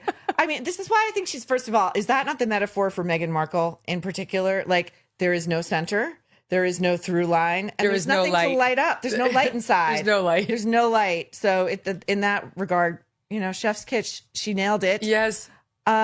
Yeah, you know, what is did you see her announcement the other day about her Netflix holiday special dropping December 3rd? God, what? We're going to have to fire up the band. I'm afraid we might have to some merrymaking. She's doing so it's dropping December 3rd. It's the tagline is something like honoring traditions and creating new ones, bullshit like that. Mm-hmm. But then I went right over to Netflix's Instagram to see there was no mention of the Megyn special. Not surprising. Not surprising whatsoever. Although they did have some great somebody did grab it, and I'm going to do some screenshots on the Nerve tomorrow of places where the comments are open and they're great. Okay. Oh, good. You know, she keeps her comments off permanently like a coward. She does not want to hear what we have to say. She doesn't want to hear what anybody has to say. No, although I believe she definitely watched version 1 100%. Right? She's making veiled references to us in some of these interviews. Yeah. I know. Yeah. It's fine. Keep it going. I love it. She should be on her knees thanking us. If she were smart, she would be like, can I do one with you guys? Yeah. Can I do a spoof of myself with you guys? Didn't you say the only reason she's getting any views at all is because of rubbernecking from our mocking? Yeah. People are like, oh, now I want to take a look at what she's doing just to laugh at it. It's fun. It's comedy. Yeah. By the way, I've heard a rumor that Daniel, the makeup artist, is now on the outs. Her dear friend for life. Because the rumor also was that, you know, when she went to Balenciaga, which had its own pedophilia controversy. She had no problem with. No problem. Childhood bullying, online bullying, no problem. She allegedly flew first class and put Daniel, the makeup artist, in coach. Her dear friend? Uh-huh. That is so on brand. Isn't it? Yes. God, she's nasty. You'd think she'd be smart enough, to your point, if she's not that clever, just for like looks sake, you know, just for the appearance of it, to upgrade the guy. Right. Treat the people who their job is to make you look the best you possibly can look. Make them feel valued and make their travel comfortable. And this always goes to my theory. This is my theory about Michelle Obama's people. I think they hate her. Yeah, because that would explain a lot. Wouldn't it explain a lot? Yeah. Like her presentation is often like off. Yes. Like that Robin Roberts interview she did in that like that huge denim leisure suit with like so unattractive. The shoulders were out here. You know, she's already got like a build that's not quite the most feminine, right? So what does her team do? They put her in like, what do you call those things? Shoulder pads? We've got to get a full screen of that. Please, let's drop that in for the YouTube audience so they see what we're talking about. All right, wait, I want to do one more on Meghan Markle because we do have to get to Michelle Obama, and also Oprah. The other thing Meghan Markle's in the news for right now is she's found a whole new way for you to spread cream cheese on your bagel. Oh, really? Did we need that? Like, weren't you every morning like, how do I get the cream cheese out of this container and onto this round circle? It's so challenging. Here it is. She wants you to take the cream cheese out. Okay. And much like her pretzel trick, she wants you to just smear it on a plate. You see, smear it on a plate, and then you put it on it like tomatoes, I think. And then flower petals, Maureen. It's the flower petals? It's the flower petals on your smeared cream cheese, which now does not come out of the container. It's on a plate, smushed with random things on top of it, and then you put it on your bagel. Okay, so we've upgraded from removing pretzels from one plastic bag and putting them into another plastic bag. Elevating. And our newest innovation is to remove the cream cheese from its container and plate it. Okay, I can't wait to see what she does with like a stick of butter. Next she's going to be telling us that our, Heinz ketchup bottle, which has the nice easy squeeze thing, ought to be smushed on our table as some sort of rainbow display and scooped up by a knife to put on our burger. I'm like kind of speechless. I'm kind of a god. Like, again, this is why I think everybody in her employ hates her. Like, and there's nobody who could say that's not a good idea. It's not clever. A good idea. It's not. Let's put a pin in that and brainstorm something else. Right. No, truly. Like it's what's so funny about watching her do these kitchen things is I often feel it would be like saying to me, "Could you show us some kitchen tips?" And I'm like in there. maybe we should smear the cream cheese on a plate. Maybe we should put the pretzels from one bag to like that is the shit I could come up with. I actually am always very nervous about whatever knife I choose to try to cut a bagel in half. Like I'm worried I might choose the wrong and like harm my I'm like you. I'm like that. Yes, we're clueless. Slice it for me at the bodega, whatever. It's not for lack of effort. Not for lack of effort, but no, I would never put myself like. And again, what is her lane? She's in this domestic lane but now she's like she's over at the Kardashians trying to. I mean, the rumor is she's like looking for more acting work. Now we're getting back into acting, right? Yeah. Oh, she apparently she infuriated whoever's producing that indie movie she's acting as herself in. Yeah, right. Because they wanted to keep her cameo a surprise, but she leaked it because they have no self-control. And because she needs to see her name in headlines. She's really unhappy if not seeing enough press about herself. Meanwhile, if she had just stayed on Suits, she might have had a decent career as an actress. Probably B-list, whatever, at best for her, but so what? You're a working actor. It seemed to be something she really loved. Right. My kids actually like that show. Really? Yeah, they watch it on the reruns on whatever app it's on. And maybe she could have done that, but instead she's got this thirst for fame and attention. It wasn't getting, scratched because that was an ensemble cast, Maureen. Yeah. She actually wasn't the star of that. It has two males who are the main stars. And she needs to be the lead act. That's why she couldn't handle Suits and wanted something else. That's why she couldn't handle the royal family because she wasn't the main act there either. Exactly. And it's a hole that will never, ever, ever be filled. Whatever dopamine hit she got from like showing up at Kris Jenner's. And when you look at those photos, she is beaming. I mean, Harry looks miserable and she is, I've never seen life force come out of her like that. But the dopamine hit is so evanescent because what does she do the next day? Call or text them and say, take my pictures down. Yeah. Like there's no satisfying her she'll never be happy. Well, reportedly Kim Kardashian was mad because Kim, if there's one thing that woman knows, it's photos. And she was reportedly making the point that they got caught by the paps outside of the event. As you point out, it was all planned. They also posed for pictures at some, benefit that they were at earlier in the evening. Yeah. Perfectly happily. It was just at the Kardashian party that she was like, no, I want my pictures down. And I maintain it's because they actually, I thought, were not flattering pictures of her. And you point out something even more important, which is Harry was staring at Kris Jenner's boobs, which no woman wants to see.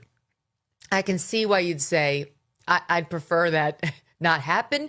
And I'd prefer he not do that. I mean, truly, like, it reminds me of the Lauren Sanchez photo at the inauguration where those men were staring at Lauren Sanchez's boobs. Mark Zuckerberg. I have to say, I really would put money on Doug never staring at another woman's boobs. Certainly not in my presence and not period. Because what the men of the internet tell me, Maureen, on X, is that there's an unwritten rule for all men. Some of them were making it in response to that photo that we just looked at. Like saying, Harry, I know you want to do it. I know it's really calling to you, but no matter how badly you want to do it, bro, you cannot do it. Like we all know. So elemental, okay? So elemental. Now, this has never been my problem because I am not well endowed, so that's fine by me. But the thing that this photo, first of all, I would like to nominate this photo for Photo of the Year. Yes, whoever got this. This is, forget war-torn Ukraine. This is the Photo of the Year. And why, I think, is because... We got to zoom in on Harry's eyes, please. The whole face is incredible. He's like slack-jawed. He's like googly. He's like, I'm like 8 drinks in. This is not the first time he's done this. There's no way this is the first time he's done this. He's not saving it up for the 70-year-old Kardashian. No.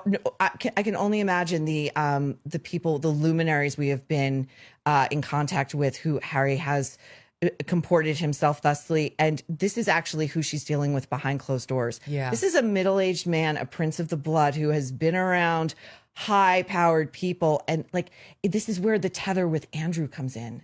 It's just so sleazy and smarmy and immature. And this is the guy she goes home with every night. And doesn't this is like the yin to the yang of that fake. On my video the other day, I called it the Super Bowl win, but it's baseball, so it's not the Super Bowl Okay. win. It's the World Series win. When they did that fake. Oh, yes. And he's sitting there like, oh my God, what the hell did I marry? How did I marry it? Why is it there bothering me again? Yeah. The contempt that, like, in his body posture, like, as she's trying to get the room fake excited, Yeah. right? And only her friend is complying. Yeah. And he's sitting there like, oh, like, I need a drink. He looks like he's lost the will to live in that image, in that video. I've never seen, first of all, he was all alone. Like, he has no friends. Like, Game 7 of the World Series, a Super Bowl, that's when you have like your guy friends over. Yes. And you order beer and pizza and junk food and you just hang out. It's like a lazy, great, fun Sunday. It's one of those few monocultural events that are left, right? And he's alone and he's got one arm slung over his head and they're like, the furniture is so grim. It's like lazy boy adjacent, you know, for like a royal. And she comes hopping over, like, and you can tell he doesn't know what's going on. Like, he doesn't know what's going on. Right. He doesn't realize this is for a social media video. This is not real.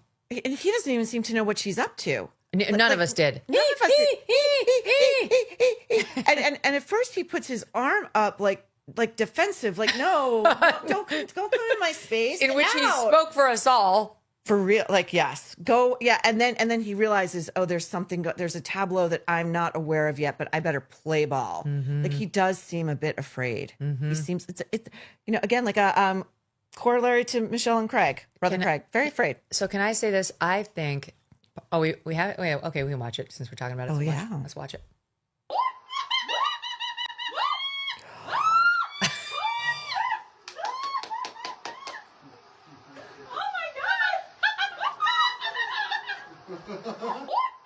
Eyes off of her almost immediately. I'm sorry to the listening audience. This is like fingernails on a chalkboard. He's not even stirring. Like, he's heard this before. No, he's not even remotely motivated to stand up and hug her or celebrate with her. Or tell her to shut up. And not at all. So wait, what was I going to? Oh, I think something is happening with them. This is my armchair analysis. You know, you've heard of trauma bonding. I think they convinced themselves that they were, put upon, they were attacked, whatever, that they were in the midst of a trauma when they were first getting together or after they got married because the evil, racist royal family, they couldn't be first. They were behaving like spoiled brats. They didn't like the size of their castle. They manifested it all into, we're getting bullied. We're not getting the things we want. They don't appreciate us. This alleged bullshit story about how he ran around saying she's going to kill herself and she did too. And everybody was like, no one cares. Okay, sure. And so like, then they did Megxit and that was spun up into like trauma for them, right? As opposed to what they were doing to the royal family and the queen, humiliating her. And now the trauma's kind of quieted down, Maureen. Right. The initial surge of hormones has quieted down. Yes. And now the real people are stuck looking at each other. Yes. And from his look in that video and his look at Kris Kardashian, Kris Jenner, it seems pretty clear the bloom is off the rose. And now that they've just looked at each other without all those like ornaments to make it more exciting, they're displeased. I couldn't agree with you more. And those there's the close up. Oh. It's still so far away from us. No, but you can make it out. I saw it on the internet when all the men were like, Harry, you can't do it. He's got like a half-cocked grin.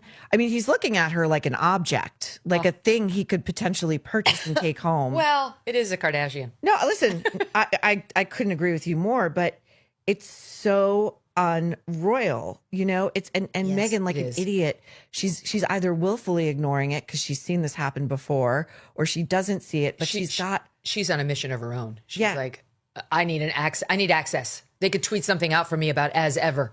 Next thing you know, I'm back on Oprah's list. Boom. Was Kris Jenner like number 4 in the initial? Remember that initial run of the slimy jam, as Kinsey calls it? And famous people got it and had to put it on Instagram and it was numbered like she was a dummy. Oh, I forgot about that. Yeah. Yes. I don't remember. But she Kris was up there. Pretty high. Kris was pretty high. Well, and like they need each other. Like Sanchez, Kardashian, she went to the space launch. Right. But so Sanchez, interesting. Harry and Meghan were not on the wedding invite list. That's true.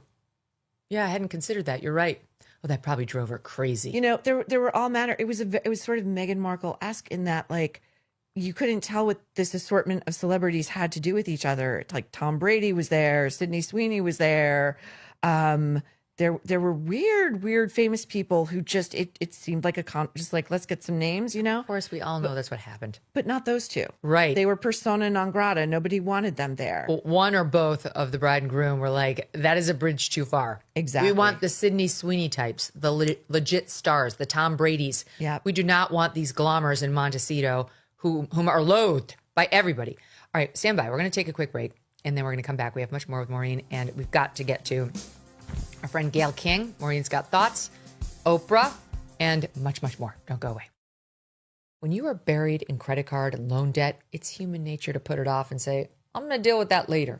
If that's you, here's something you need to know.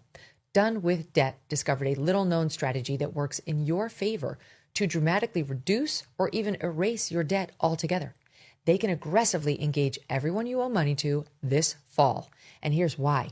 They know which lenders and credit card companies are doing year-end accounting and need to cut deals. They even know which ones have year-end audits and need to get your debt off of their books. So consider getting started with Done with Debt now, this fall. Done with Debt accomplishes this without bankruptcy or new loans. In fact, most clients end up with more money in their pocket the first month. Get started now while you still have time. Go to donewithdebt.com and speak with one of their specialists for free. Donewithdebt.com.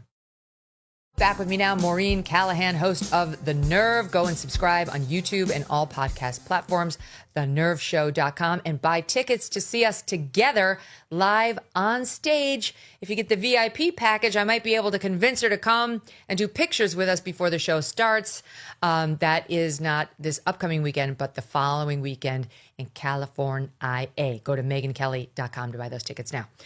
Okay, so we've been teasing it. Oprah and Gayle, they were at the Kardashian event because, of course. Right. And honestly, if Gayle would spend a little bit more time reading up on the news and trying to be a more fair and interesting anchor, I think her neck might not be on the chopping block over at CBS.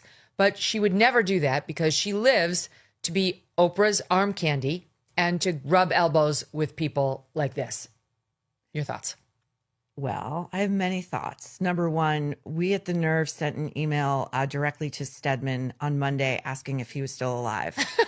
And if so, to please tell us where he is and the state of his health. We've heard nothing.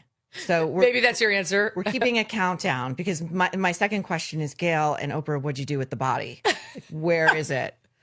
This would be like my ideal Law and Order episode, you know, like these, like a media titan and like her beta platonic friend who they may or may not be more, but nobody can ask the question, even though they're going to like the Bezos Sanchez wedding in Venice. And like, there is an image, like we couldn't run it, but like there's a photo you can find if you Google it. Oprah is sitting on a picnic table, which is already gross, and she's got her foot up on the picnic table, and Gayle's bent over tying her shoelace. Yes, I remember that. Yeah. Her beta platonic friend. That's just not what you want to be described as by anybody. No, and then so she goes and does stuff like this, which is 1% stuff. She is the host of a morning show, ostensibly. Right. What average American wants to see Gayle swanning around with the Illuminati and then beaming into their living rooms, pretending like none of it happened, but yet Oprah is coming in every month or something, shilling her favorite things or her book of the month or whatever. Oprah is to the CBS morning show what Hoda now is to the NBC morning show. Yes. Right? Like, yes. I just come by to schlock my gear. Yeah, I got an app. I got a motivational thing, like make room for me. And my favorite thing about Gayle was this like impromptu presser she did with TMZ after it was announced. CBS announced like we're terminating this when it's up in May, the contract. And Gayle's out there, that wind blown. You know how like 57th and 11th is just like this wind corridor. Yeah, it is. The wig's going everywhere, and she's going like, if they're gonna fire me, say it to my face, but the wig's like blowing in her face, so you couldn't say anything to her face. It's amazing. I love Gayle King. She gives so much. Well, yes. And look, she's hasn't learned a thing from her Hasn't fake learned a thing. spacewalk. So that's Gayle. Now, these are not the most maniacal, narcissistic people in the news this week, amazingly. That prize must go to Michelle Obama, who has been everywhere with this tour of her ridiculous book, trying to promote this ridiculous book. And we have a few latest sound bites of her. As you know, very much like Karine Jean-Pierre, she's obsessed with race. This is actually from her podcast, not her book tour. But here's a couple samples of what she's been saying these days about Black women, SOT 17. And we have to start educating people about all kinds of beauty. Yes. And our beauty is so powerful and so unique that it is worthy of the conversation, and it's worthy of demanding the respect that we're owed for who we are and what we offer to the world. Absolutely. Oh my God. It's not 1938. Like, we must accept that there are all kinds of beauty, Maureen, because we racist whiteys don't accept that any Black person could be beautiful. I know. She's so bigoted against white people. She's so out of her mind. Like Naomi Campbell, Tyra Banks had like one of the biggest competitive reality shows going based on how to be a top model. Whitney Houston was one of the biggest stars of all time. And one of the most beautiful. She started The Bodyguard, remember, with Kevin Costner. She was like stunning. Stunning. It was like an interracial romance for the ages. Halle like, Berry, very thirsty for attention now, but very, very beautiful. Let's go back to Diana Ross. Let's go back to who starred as Foxy Brown. I forget her name. But how about Zoe Kravitz? Like, stunner and a huge Lisa star. Bonet, her mother, Lenny. Like, stop. Just stop. To suggest we can't accept them as beautiful because they're Black. Right. You know, and Michelle's my favorite thing about Michelle. So first of all, she's talking primarily to white women who she wants to buy this book. So she's saying to white women, you're racist. You have a limited concept of beauty. Spend $59 as I did, because I have to see the book, and they're never going to send it to me for free on my book. This book is an ode to the awesomeness that is Michelle Obama. What's in it? Is it just page after page of her? Of her and her looks and her beauty and how she got to look this way. And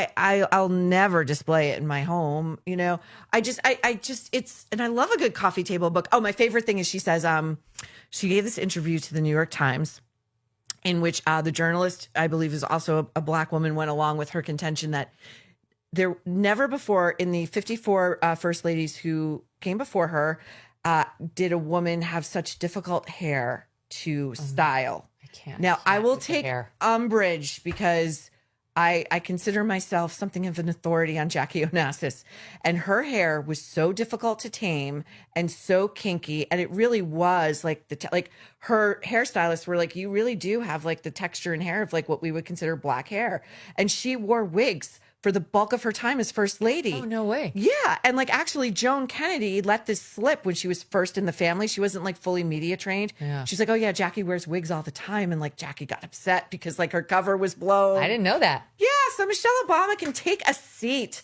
The entire country adored her. And if she's so, by the way, on fire about like Black women representing and she's in full flower in her braids, where are the braids on this media tour? Why are we styled like a white woman's hair on this media tour? Yes.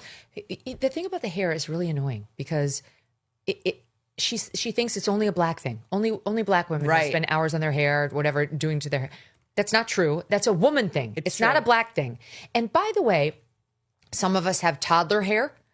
So it takes us a long time for that reason. Mm-hmm. Some of us, like redheads, a lot of redheads who have curly hair have exactly the same issue that a Black woman has.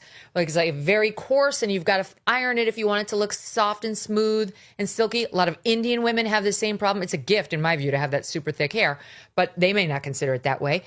We all have an issue. You do not see everyone running around all the time bitching about it and asking for people to see us as like an oppressed group because it takes us a long time to do our hair, Maureen. So this is my theory. I spend more time thinking about this woman than is healthy, I think, but she fascinates me in a morbid way. I think the only thing, it's a commonality with Meghan Markle. For lack of anything really substantial going on inside, any real talent to offer the world, victimhood stands in for making one feel special and apart. And so this differentiates me. And now, like, I must have a platform. I must make you come to me and understand. And again, it's a hole that will never be filled. No. What is this, our third book about how awesome she is? I know, it's exactly right. Becoming, and now it's I think it's 304 pages, right? Something ridiculous. This book? Yeah. Oh, I haven't finished it yet. Well, it's long. And here's a little bit more, because she had more to say about white women. Sod 18. It's just amazing how we don't see a lot of inspiration for our type of hair on television. And I think that was a big part of what kind of got me off on the wrong track in terms of loving my hair. Was because when we were growing up, we had no images. There were no images of black there was hair, no photography. black characters, let alone black children. And I think that a lot of white women don't understand how problematic it is for young black girls not to see themselves in popular culture and not to give respect and to show examples of our beauty. Oh my God. Black people are literally everywhere. They are so outpacing their number in the actual population. It's absurd. You cannot turn on the television without being bombarded with commercials that have only black people in them. Oh, that's a you can never have only thing. you can never have only whites in them. What is she saying? They don't have. She is talking like we are 50 years ago. It's 2025, almost 26. Black people are making movies, starring in movies, making commercials, starring in them, TV shows, radio, everything, all over the Grammys, all over the Oscars, all over the Emmys. Like, she doesn't want to accept that we've made progress on this front. No, Beyonce, Jay-Z, Blackish, one of the biggest shows of the past 20 years, Abbott Elementary, one of the biggest shows, Scandal, one of the biggest shows. There was a show that was Viola Davis. I forget the name of it. It was like Anatomy of a Murder or something. But one of the most arresting episodes that went beyond its place in just network television and became a cultural thing. There was a scene where a very close up on Viola Davis where she was removing all of her makeup and then she removed her wig. And you saw, like, you know, a black woman without all the artifice in it. But it also just stands for womanhood as well, without all the artifice. So she's like teleporting in from, again, like another century. I don't know what she's talking about. And also, it's so regressive. Well, I grew up when she grew up. Like, she's a little older than I am. But like, there were plenty of black families on television back then. You know, we oh had, my God, Good Times. We lived for the Jeffersons in my house. Sanford Loved that. and Son. Sanford. Same. The Cosby Show. Hello, Cosby we were Show. all raised on the Cosby Show. Like, why is she pretending? Truly, like I said, it's 1938. We have no television. We have no representation. We have no blacks anywhere doing anything of note. And all of society isn't appreciating how hard it is for little girls like Michelle Obama because of what you said. She needs to feel victimized. And, you know, you get these people across from her. That was her podcast. But any of these interviewers, they're never going to do anything other than bend the knee to Michelle Obama. Her talking about her oppression as a black woman, they're like, oh, yes, I need it more. You know, right? It's like estrogen or what's the word I'm looking at? Endorphins. Maybe estrogen too. All right, we're going to get another one. Hold on. Yes. Okay, this is an oldie, but a goodie. We never got to this the other day. She's still on the air. This is her going on and on about the issue to ABC in your favorite outfit, SOT 19. Okay, so it's illegal now. And by the way, who was telling her, like, you're the first lady of the United, you can wear your hair however the fuck you want. If you were too cowardly to wear it the way you wanted, that's a you problem. So my favorite, again, proof to my theory that her team hates her. She wears her hair, as you said, however the fuck she wants. She wears it in pom-poms on top of her head. What you call those stegosaurus? Yes, like the stegosaurus. three. Yes. You know, it's like it's not a good look. It doesn't look good for her. And again, if it's that consequential, as by the way, the first black lady that this country cheered for, everybody was rooting for you. What's that famous meme? Like it's from America's Top Models, Tyra Banks going, we were all rooting for you. Yeah. Why doesn't she have braids in her effing official White House portrait? Yes. Do it there. And why isn't she wearing them for her big tour where she wants to talk about braids at every stop? Do it there. I know. let's keep going. There is, news about Kim Kardashian. Just forgive me. I don't usually do news about Kim Kardashian, but no, we already touched on her once. Mm-hmm. I've got to talk about this as a recovering lawyer myself. Oh, yeah. She's trying to become a lawyer. It's not going well. No. It would help if she could go to law school. Yeah. But apparently she can't get in. Oh. Or just decided to try to take the shortcut. Mm-hmm. And that's not going well. There is a provision in California, as there is in other states, that allows you to get your legal education through an apprenticeship. If you can find a lawyer who will take you under his or her wing, and you can do like enough hours and enough training that you can pass the bar, they will allow it. Wow. So after your first year of that, you will have to take something called the baby bar to prove that like you're coming along. Right. She's failed it 3 times. And I guess try again. She must have passed that because most recently she took, she says, the actual California bar exam and failed it, of course, to no one's surprise. And here she is reacting on her show. This is where her focus is now, having failed it and humiliated herself again on her show in SOT 36. I'm just letting you guys know that all of the psychics that we have met with and that we're obsessed with are all full of shit.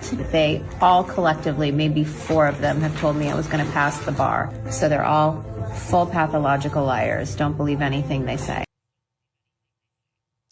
That's her takeaway. The psychics were wrong. Well, you know, it's further proof of her native intelligence. You mean to tell me that people that you pay to tell you what you want to hear and that all of your fantasies will come true if you just wish for them hard enough, that they were not right? They were liars. That's what she said. They lied. Yeah, they were just trying to make her happy.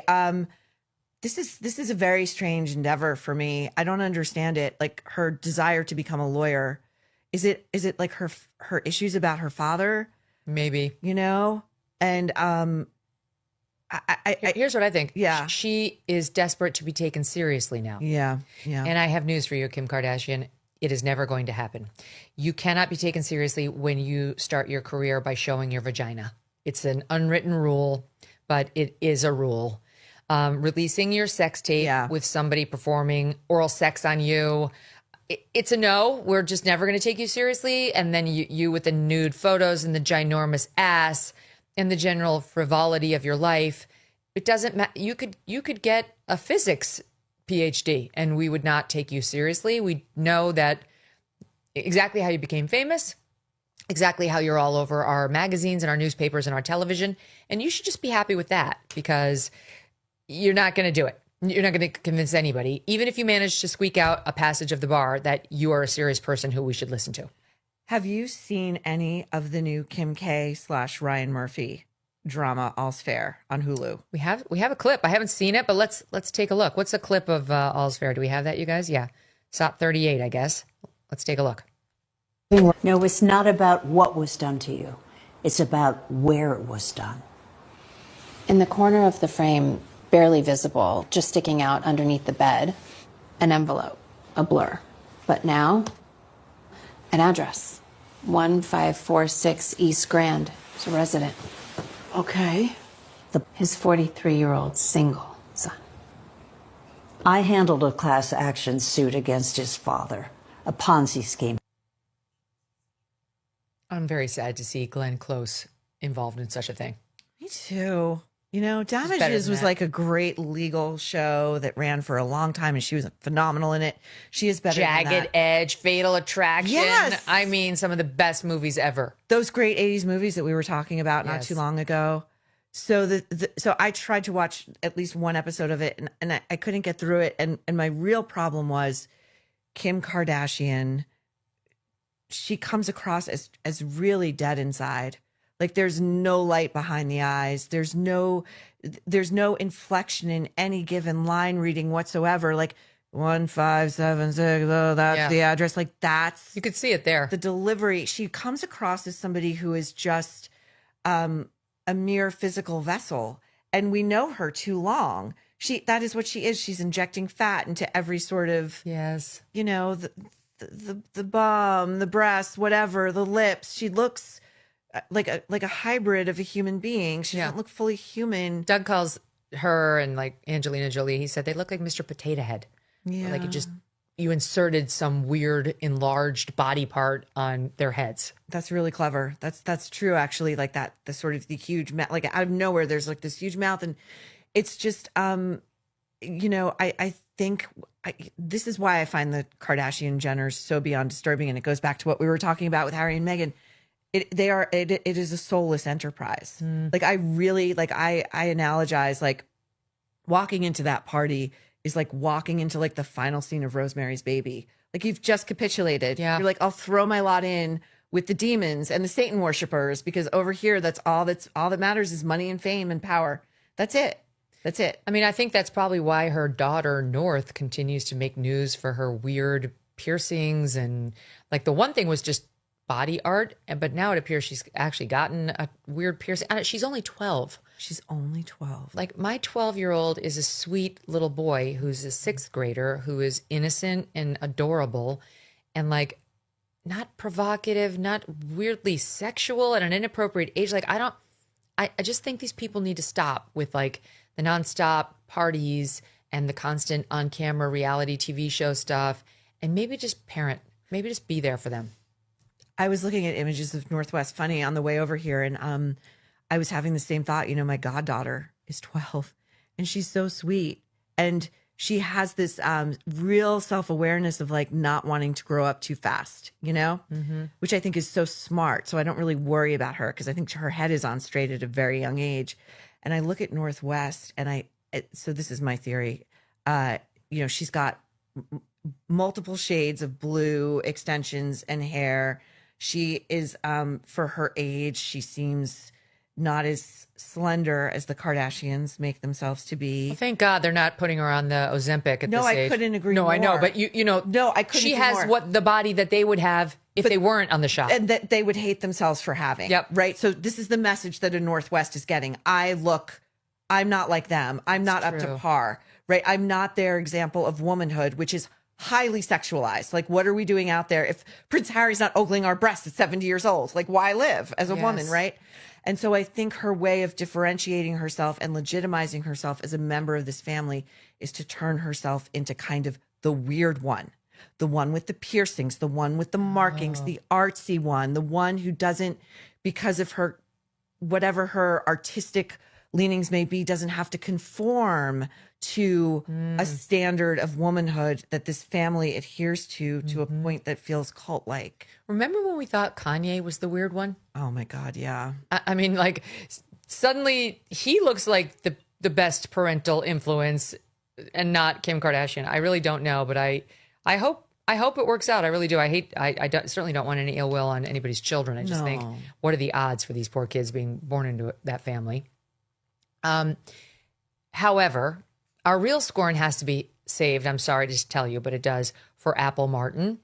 Oh, yes. I don't even feel bad about it because she appears to be a confirmed bully who got booted out of Harvard Westlake, this very fancy, rich school in LA, allegedly for bullying. Reportedly, allegedly. And this story has been very stubborn and has never been denied by Gwyneth Paltrow or her father, Chris Martin.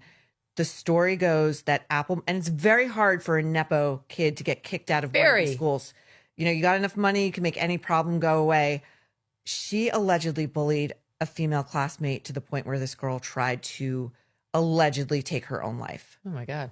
Or she walked up very close to it and the school said, "You're out.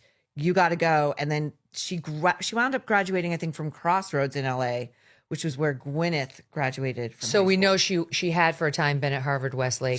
She graduated from a different school. Oh, that's interesting. And she couldn't get into any Ivies either. She's at Vanderbilt. Moses, her brother, is at Brown. Ivy Light. Nonetheless. Becoming a good little liberal. Well, listen, from what I hear, I have it on very good authority that Moses is actually a lovely kid, very talented, very kind, and has no interest whatsoever in becoming famous. Well, Brown will beat all those qualities right out of him. You're probably right. You're probably right. Honestly, like if I really, really wanted my kids to become Jew haters, I would send them to Brown. What about Columbia? Yeah, it tied. Yeah. Both. Yeah. But like, that's where you'd go. Yes, Yeah. I know just the school for you. They will totally indoctrinate you into far left thinking. They will make you a wonderful little far left progressive who can't stand Jews, who can't stand conservatives, and ultimately can't stand their parents either. Right. You know, I would just never do it. Never would I go to Brown, allow my kids to go to Brown. I'd be like, you're paying for it for yourself, and we're not visiting for 4 years. That's a lie. I'd see them. I'm addicted to my children. So Apple Martin, she was in the news recently for this horrible singing. We talked about this a bit, but I do want to play this. Top 41.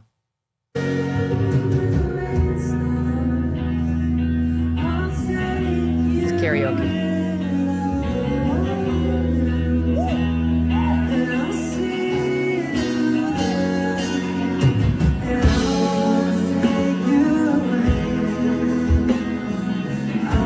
Okay, we get the gist. She's totally off key.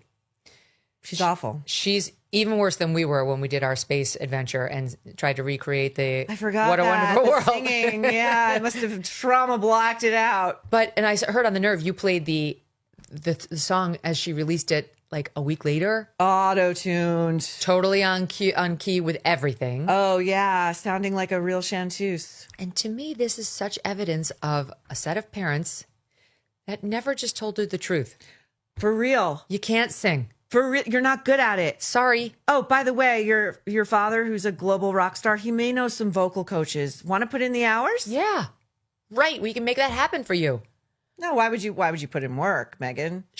Nobody would get up there and sing like that if they knew that's how they sounded.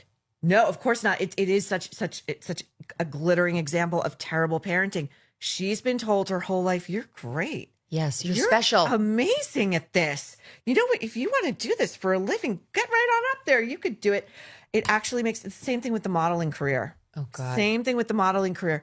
It makes me wonder what Gwyneth, the mother-daughter rivalry and what may be going on with Gwyneth. Because if you really, really loved your kid, your daughter, why would you ever expose her to this kind of public ridicule and scorn?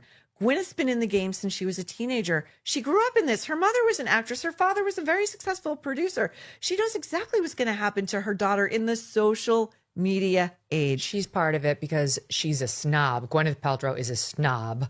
You know this. I heard you talk about it, and we've done reporting on it too. She was like scoffing at Brad Pitt because he didn't know the right caviars to eat. It was just ridiculous. She's so proud of the fact that she went to Spence in New York, which is a great school. Our daughter went to Spence for elementary school before we moved out here. It's a great school. It's a very woke school now.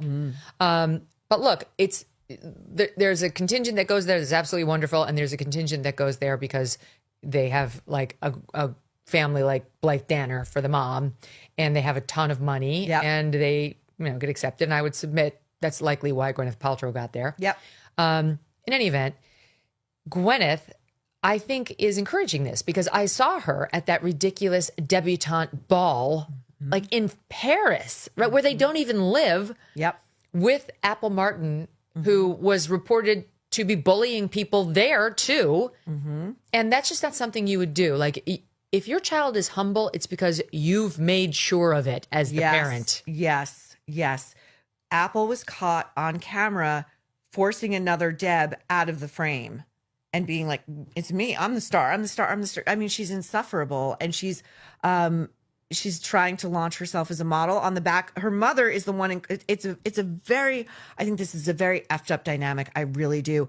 I think there is something dark going on with Gwyneth and Apple as a kind of competition that must be squashed very early. This girl is not a model. No. Gwyneth is like this, okay? Gwyneth is like this. This girl is a little Zaftig. It seems like it's her natural body set point. She wants to be like a little bit larger. She has these eyes that are very spaced very far apart, and not like in a Kate Moss way, in a way that like one eye's looking off over here. Like, always awkward. You can't be a model. Like, Right. I'm sorry, it's in the job description. Michelle Obama would say Apple's oppressed. I would say Apple just doesn't have what's in the job description. But why Gwyneth would push her out there so early? Because she needs it. Right? It's You the think same. she needs the validation? It's the same reason parents ruin their children's high school by being like, "You've got to get into Harvard, study more, put down that remote. There'll be no Super Bowl watching for you. You know, like get back to the books." Yeah. And they raise these kids who have no personalities but are perfect SAT scores. Like that's I totally disagree with it. But it's because of their egos. They want the Harvard bumper sticker. They want the flag, you know, from Brown or wherever, that they can fly on their front flagpole. And I would submit it's the same thing with this. Like, Gwyneth is too smart to not understand what those industries will do to a young woman. Why you would take your own child and say, yeah, model. I always joke with my daughter, Yardley, who has zero desire to model. But like, when people are like, oh, she's so pretty, and people are just being nice, well, whatever.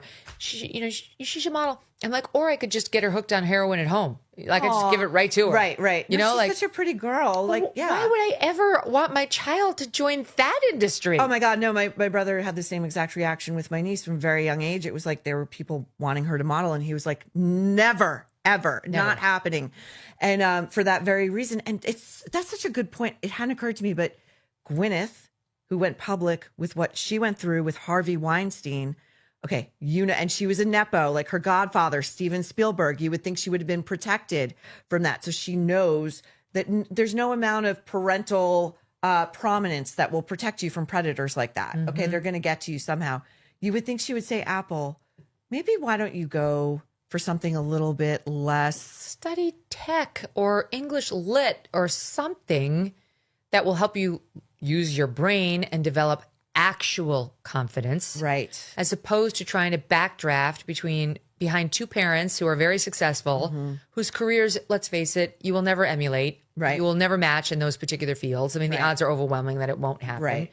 Sometimes the sequel can be better than the original, but I mean, you can count on one hand the number of times it's happened. Godfather, I can't think of another one offhand. Michael Douglas. Yes, okay, I accept. Versus Kirk. Right. I got Versus that. Kirk, yeah. Yeah, that's okay, but it's very rare. Very rare.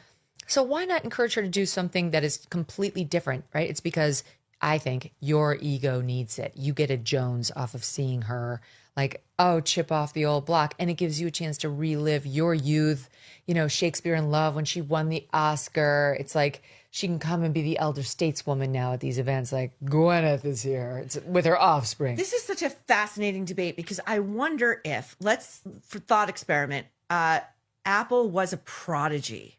Apple had acting chops that surpassed her mother. Apple was more beautiful than her mother. Is Gwyneth as promoting, or is Gwyneth more like, I can't have you eclipse me? Right. Is her ego that, like, the egos are at that level are so difficult to divine. Yes, you know? that's so true. I don't know the answer to that. That's true because unfortunately, a lot of people have mother-daughter tension because the mother does see the daughter as competition. And that can ruin a lot of mother-daughter relationships. But I don't know. I'm trying to think, like, Kaya Gerber is she, I don't think she's more beautiful than Cindy Crawford was in her prime, but she's just as. I mean, Kaya Gerber's like fall over stunning to look at. Yeah. But Cindy Crawford and her husband, Randy Gerber, seem like decent people to me. Like, that seems to be, I don't know. You never hear about, like, he's all over the place cheating on her. She doesn't show up at the Kardashian things. You know, Kaya's a model, but who wouldn't make Kaya a model? Like, that's one that's like staring you in the face. If you don't, she's like 7 feet tall, the body and the Cindy face. You disagree? I don't know. So I'm of two minds about it because it's like, first of all, she is like a little Xerox version of Cindy, right? And I feel like that you'd have to approach that very delicately. Like, you don't have to go into that industry because I was that successful in that industry. Cindy had a spark that I find Kaya does not. I feel like a lot of these younger models, they are dead behind the eyes. Kendall Jenner, who bought a new face, is dead behind the eyes. Yes, she did buy a new face. Hailey Bieber, who bought a new face, is dead behind the eyes. I haven't seen Kaya Gerber's original face, but I would bet there's been some work done. Most of those girls at that level, they've had some work done. I don't know. I feel like I've been watching that one since she was little because of Cindy, and she's always been just stunning. But I don't know. Like, I respect the couples who I don't hear anything about. Yeah. You know? Yeah. I know that they did their tequila and all that. Like, whatever. That's business. But I appreciate the fact that Cindy Crawford is not in the trade rags all the time. She's not. She seems to be like quiet mothering, which I appreciate. By the way, speaking of this group of people, do we believe that Kylie Jenner was dumped by Timothy Chalamet, or do we not? I believe it. You know why? Why? Timmy's got a movie coming out in a few weeks called Marty Supreme, co-starring Gwyneth Paltrow as his much older lover. Oh, right. And Timmy wants the Oscar. And it's not happening if we're together with Kylie Jenner. It's not happening. She's got to go. Oh, that's ruthless. Megyn, you know how this works. Come on. I know. Oh my gosh. Well, yeah, it was reported by the Daily Mail that he dumped her, and then she liked a post of his online. So other mags were speculating maybe they are still together. That was her way of clapping back against the Daily Mail. It's very rare that the Daily Mail has it wrong. It's rare that the Mail has it wrong. And also, if it weren't true, why wouldn't they make sure to be photographed together immediately? Yes. Or put something up on social media immediately just to push back on those rumors. Like, who do you think? Here's what I think he's going to do. I think he's going to take his mom to all of these events. All right. That's the Can't play. go wrong. That's the play. We take mom. So last but not least, tomorrow we're on tape, which is just fortunate because we've been airing our tour interviews on our Fridays. And I mentioned this to you a little in the commercial break. We are doing something here called Fakes Giving. Oh, yeah? We do it now. This is our 3rd year running, and I highly recommend this to everybody. Fakes Giving is the fake Thanksgiving, where all of our relatives, well, most of them, not all of them, but many of our relatives are coming, and we all celebrate Thanksgiving together a week or 2 weeks early before the actual holiday.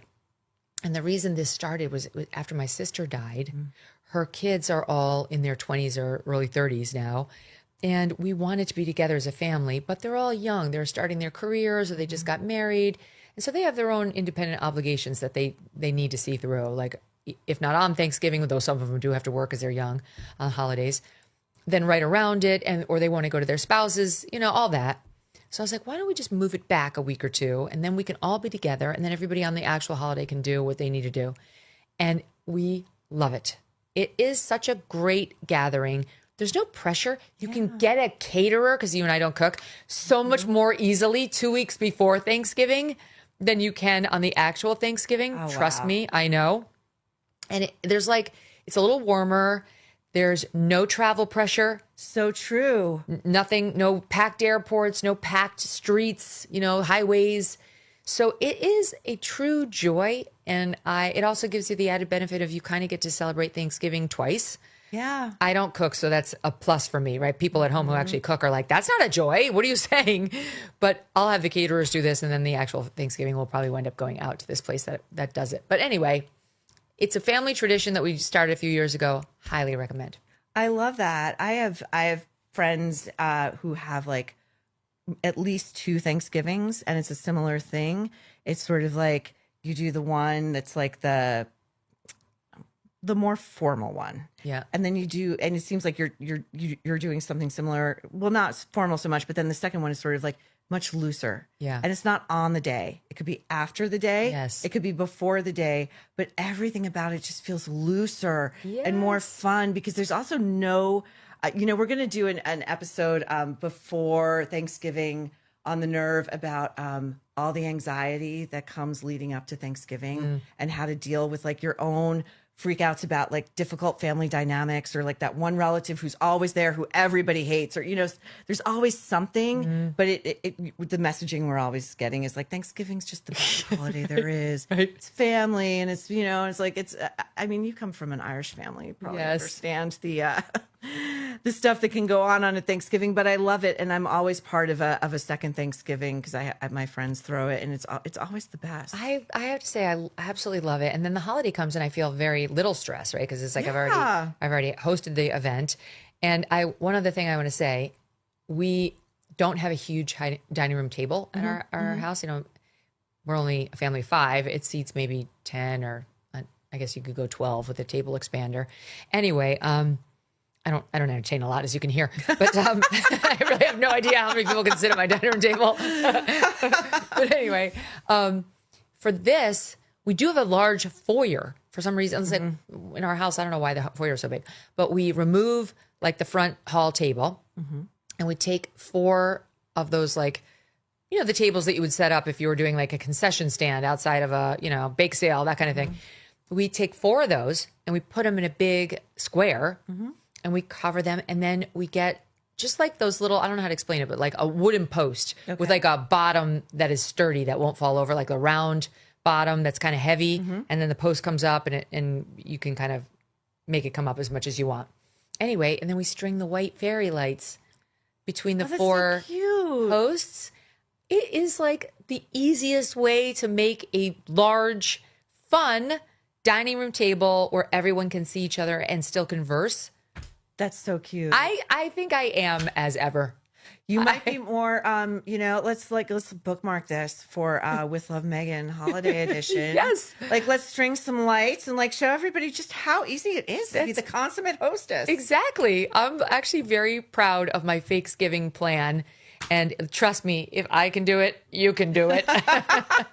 Anyway, I'll see you after Fakesgiving. I look forward to the Fakesgiving or Thanksgiving reveal on The Nerve. Well, thanks. I love talking to you. I love talking to you. All right, and I'll see you in Anaheim. See you in Anaheim. You can see us all in Anaheim. Go to MegynKelly.com to get tickets right now. And don't forget, subscribe to TheNerveShow.com. See you soon.